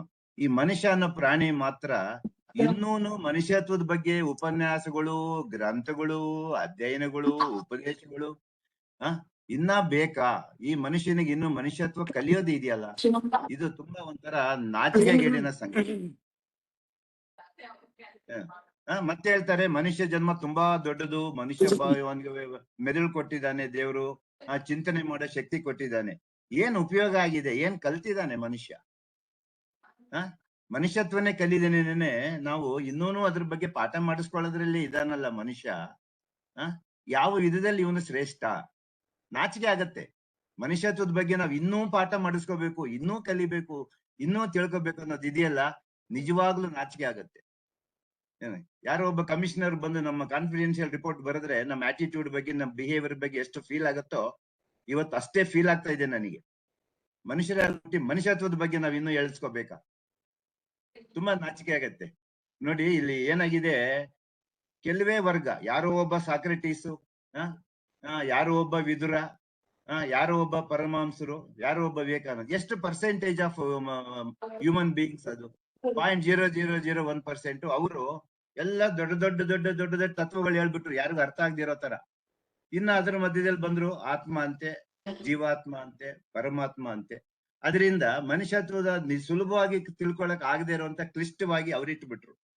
ಇನ್ನೊಂದು ವರ್ಗ ಬಂತು, ನಾನು ದೇವರಿಗೆ ಚಿನ್ನದ ಕಿರೀಟ ಇಟ್ಟು ಬಿಟ್ರೆ ನಾನು ಎಲ್ಲಾ ಪಾಪಗಳು ಕಳ್ಕೊಂಡ್ಬಿಡ್ತೀನಿ, ದೇವರಿಗೆ ವಜ್ರದ ಖಡ್ಗ ಕೊಟ್ಬಿಟ್ರೆ ನಾನು ಪಾಪ ಕಳ್ಕೊಂಡ್ಬಿಡ್ತೀನಿ ಅನ್ನೋ ಒಂದ್ ವರ್ಗ ಬಂತು. ಇನ್ನೊಂದ್ ವರ್ಗ ಬಂತು, ನಾನ್ ದೇವ್ರಿಗೆ ತಲೆ ಕೂದಲು ಕೊಟ್ಬಿಟ್ರೆ ನಂದು ಇದಾಗ ಹೋಗ್ಬಿಡತ್ತೆ, ನಾನು 21 ಕಾಯಿ ಹೊಡೆದ್ ಬಿಟ್ರೆ ಇದಾಗತ್ತೆ, 101 ಕಾಯಿ ಹೊಡೆದ್ ಬಿಡ್ತೀನಿ. ಯಾವುದೇ ಒಂದು ಇದರಲ್ಲಿ ಆಚರಣೆಯಲ್ಲಿ ಹೌದು, ನಾನು 21 ಜನ ಕಷ್ಟದಲ್ಲಿರೋರಿಗೆ ಸಹಾಯ ಮಾಡ್ಬಿಟ್ಟು ಹರಕೆ ತೀರಿಸ್ತೀನಿ, 101 ಜನರಿಗೆ ವಿದ್ಯಾದಾನ ಮಾಡಿ ನಾನು ಹರಕೆ ತೀರಿಸ್ಕೊಂತೀನಿ, ನಾನು ಪಾಪ ಕಳ್ಕೊಂತೀನಿ. ಇದು ಯಾಕೆ ಬರ್ಲಿಲ್ಲ ನಮ್ಮಲ್ಲಿ ಈ ಆಚರಣೆಗಳು? ಬೇರೆ ಆಚರಣೆಗಳಿಗೆ ನಾವು ಒತ್ತು ಕೊಟ್ಟು ಮಾನವೀಯ ಆಚರಣೆಗಳಿಗೆ ನಮ್ಮಲ್ಲಿ ಎಲ್ಲೂ ಒತ್ತು ಕೊಡ್ಕಂತ ಬಂದಿಲ್ಲ ನಾವು. ಇನ್ನೂ 21 ನಮಸ್ಕಾರ ಮಾಡೋದು, 21 ತೆಂಗಿನಕಾಯಿ ಹೊಡಿಯೋದು, 101 ಕಾಯಿ ಹೊಡಿಯೋದು. ಅದ್ರ ಬದಲು 101 ಬಡ ಹುಡುಗರಿಗೆ ನಾನು ಇದಕ್ ಸಹಾಯ ಮಾಡ್ತೀನಿ ಅನ್ನೋ ಒಂದು ಆಚರಣೆ ತರಬೇಕಿತ್ತು ನಮ್ಮ ಧರ್ಮದಲ್ಲಿ. ಯಾಕದ್ ಬರ್ಲಿಲ್ಲ? ಆ ಚಿಂತನೆ ಯಾಕೆ ಬರ್ಲಿಲ್ಲ? ಮನುಷ್ಯತ್ವನ ನಾವು ಈಗ ಇನ್ನೂ ಏಳ್ಸ್ಕೋಬೇಕಾ? ಮನುಷ್ಯತ್ವನೇ ನಮ್ಮ ಧರ್ಮದಲ್ಲಿ ಆಚರಣೆಯಾಗಿ ಬರ್ಬೇಕಾಗಿತ್ತು.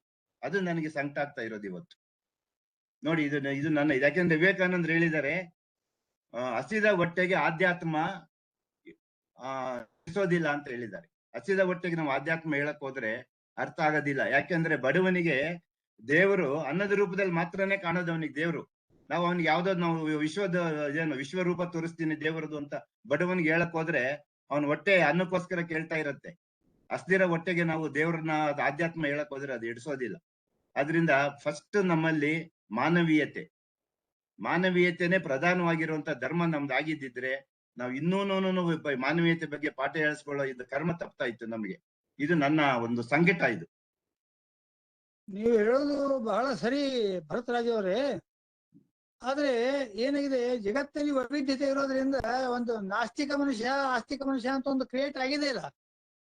ಕೆಟ್ಟ ಮನುಷ್ಯರು, ಉಗ್ರವಾದಿಗಳಿಗೆ ನೀವು ಪಾಠ ಹೇಳಿದ್ರೆ ಅವ್ರು ಕೇಳ್ತಾರೆ? ಇಲ್ಲ ಅವ್ರು ಕೊಲ್ಲುವ ಧರ್ಮ. ನಮ್ ಬುನಾದಿನೇ ಸರಿ ಇರ್ಬೇಕಿತ್ತು. ಬುನಾದಿನೇ ಸರಿಯಾಗಿ ಇದ್ದಿದ್ರೆ ಕಟ್ಟಡ ಸರಿ ಆಗ್ತಾ ಇತ್ತು. ಬುನಾದಿಯಲ್ಲೇ ಎಲ್ಲೋ ತಪ್ಪಿದೆ, ಬುನಾದಿನೇ ಎಲ್ಲೋ ತಪ್ಪಿದೆ. ಇದು ನನ್ನ ಇದು ಬೇಕಾದ್ರೆ ನಾವು ಬೇರೆ ದಿವಸ ತರ್ಕ ಮಾಡೋಣ. ನಾನು ಇದ್ರ ಬಗ್ಗೆ ಗಂಟೆಗಟ್ಲೆ ತರ್ಕ ಮಾಡಕ್ ನಾನು ತಯಾರಿದ್ದೀನಿ. ನಮ್ಮಲ್ಲಿ ಎಲ್ಲೋ ಒಂದ್ ಹತ್ರ ಬುನಾದಿ ತಪ್ಪಿದೆ, ಅದಕ್ಕೆ ನಮ್ದು ಧರ್ಮ ಈ ಕಟ್ಟಡ ಶಿಥಿಲ ಆಗ್ತಾ ಇದೆ. ಬುನಾದಿ ಭದ್ರವಾಗಿರ್ಬೇಕಾಗಿತ್ತು. ಭರತರಾಜ್ ಸರ್, ನಿಮ್ಮ ಕ್ರಾಂತಿಕಾರಿ ಯೋಚನೆಗಳು ತುಂಬಾ ಸ್ವಾಗತಾರ್ಹ. ಆದ್ರೆ ಏನಾಗುತ್ತೆ ಅಂದ್ರೆ ನಮ್ಮ ಹಿಂದೂ ಧರ್ಮ ಇದೆಯಲ್ಲ, ಈ ಸನಾತನ ಧರ್ಮ, ಇವಾಗ ಅವ್ರು ಹೇಳ್ತಾ ಇದ್ರು ಪಾರಮಾರ್ಥಿಕತೆನ, ಮಾನವೀಯತೆ ಹೇಗೆ ಪಾರಮಾರ್ಥಿಕತೆಯಲ್ಲಿ ಬಂತು, ಆತ್ಮ ದೇಹ ಅದು ಇದು ಎಷ್ಟೇ ಹೇಳಿದ್ರು ಕೂಡ coming down to reality humanity or humility or empathy, whatever you call it, it is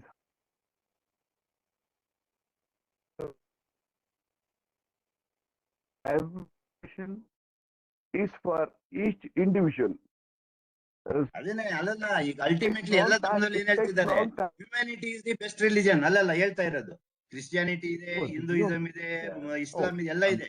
ಮತ್ತೆಲ್ಲ ಎಲ್ಲಾ ಕಡೆ ಫೈನಲ್ ಆಗಿ ಏನ್ ಹೇಳ್ತಾರೆ, humanity is the best religion. ದಯೆ, ಮಾನವೀಯತೆಯೇ ಪರಮ ಧರ್ಮ. ಎಲ್ಲ ಧರ್ಮಗಳು ಇದ್ರೂ ಕೂಡ ಕೊನೆಗೂ ಎಲ್ಲಿ ಬಂದ್ ನಿಲ್ತಾ ಇದೆ, humanity is the best religion. ಅಲ್ಲಿಗೆ ಎಲ್ಲೋ ಒಂದತ್ರ ರಿಲಿಜಿಯನ್ಗಳು ಫೇಲ್ ಆಗಿದಾವೆ ಹ್ಯುಮ್ಯಾನಿಟಿನ ಇದ್ ಮಾಡೋದಿಕ್ಕೆ. ಅದಕ್ಕೆ ಕೊನೆಗೆ ಅಲ್ಟಿಮೇಟ್ಲಿ ಕರ್ಸರ್ ಅಲ್ಲಿ ಬಂದ್ ನಿಲ್ತಾ ಇದೆ, humanity is the best religion. ಅಲ್ಲಿಗೆ ಕರ್ಸರ್ ಬಂದ್ ನಿಲ್ತಾ ಇದೆ. ಅಲ್ಲಿಗೆ ಎಲ್ಲಾ ಧರ್ಮಗಳು ಕೂಡ ಎಲ್ಲೋ ಒಂದತ್ರ ತಪ್ಪು ಮಾಡಿದಾವೆ. ಹ್ಯುಮ್ಯಾನಿಟಿನ ಹೈಲೈಟ್ ಮಾಡದೇನೆ, ಅದಕ್ಕೆ ಪ್ರಾಧಾನ್ಯತೆ ಕೊಡದಂಗೆ ಬೆಳ್ಸಕ್ ನೋಡಿದ್ದಾರೆ ಎಲ್ಲಾ ಧರ್ಮಗಳನ್ನ. ಆದ್ರಿಂದ ಇವಾಗ ನಾವು ಹ್ಯುಮ್ಯಾನಿಟಿ ಬಗ್ಗೆ ಇನ್ನ ಹುಡುಕ್ತಾ ಇದೀವಿ, ಅನ್ವೇಷಣೆ ಮಾಡ್ತಾನೆ ಇದೀವಿ. ಇದು ನನ್ನ ಆಲೋಚನೆ. ಇದು ಸರ್, ಭರತ್ರಾಜ್ ಸರ್, ನಿಮ್ಮ ಇದಕ್ಕೆ ಧನ್ಯವಾದಗಳು. ನಿಮ್ಮ ಆಲೋಚನೆ ಮತ್ತೆ ಯೋಚನೆ ಕ್ರಾಂತಿಕಾರಿ ಬದಲಾವಣೆಗಳು. ಇದು ಒಂದು ರಾತ್ರಿಯಲ್ಲಿ, ಒಂದು ದಿನದಲ್ಲಿ ಒಬ್ಬರಿಂದ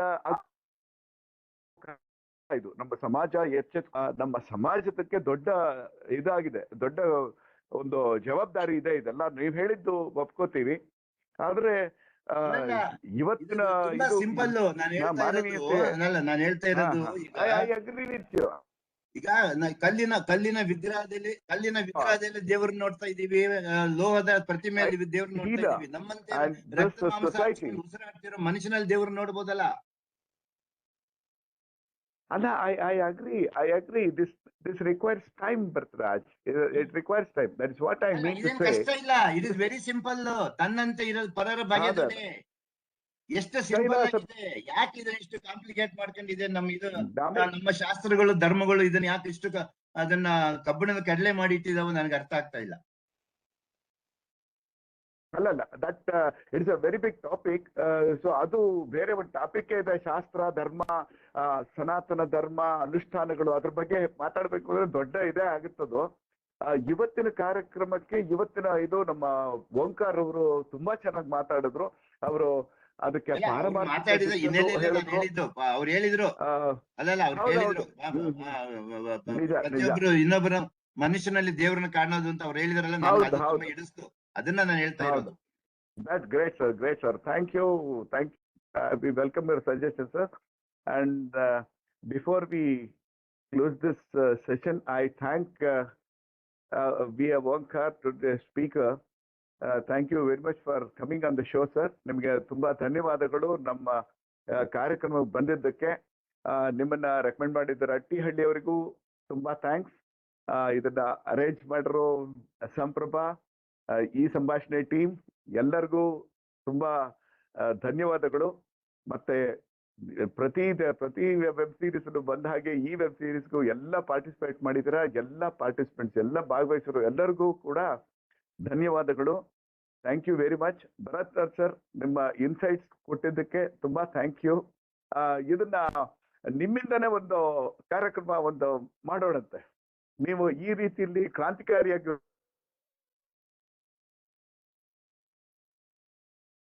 ಅಲ್ಲಲ್ಲ, ಅದು ಬಹಳ ಜನಕ್ಕೆ ಹಿಡಿಸದೆ ಹೋಗ್ಬೋದು. ಹೇಳು ಅಂದ್ರೆ ಅದು ಎಷ್ಟು ಜನಕ್ಕೆ ಹಿಡಿಸಲ್ಲ ಗೊತ್ತಿಲ್ಲ. ನಾನು ಹೇಳು ಅಂದ್ರೆ ನನ್ನ ಅಭಿಪ್ರಾಯ ಹೇಳ್ಬಿಡ್ತೀನಿ.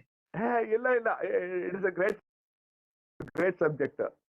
So today I end this. Thanking you all. Thank you. I thank technical team. Thank you one and all. Shubharatri. Good night. ಧನ್ಯವಾದ. Thank you. Good night.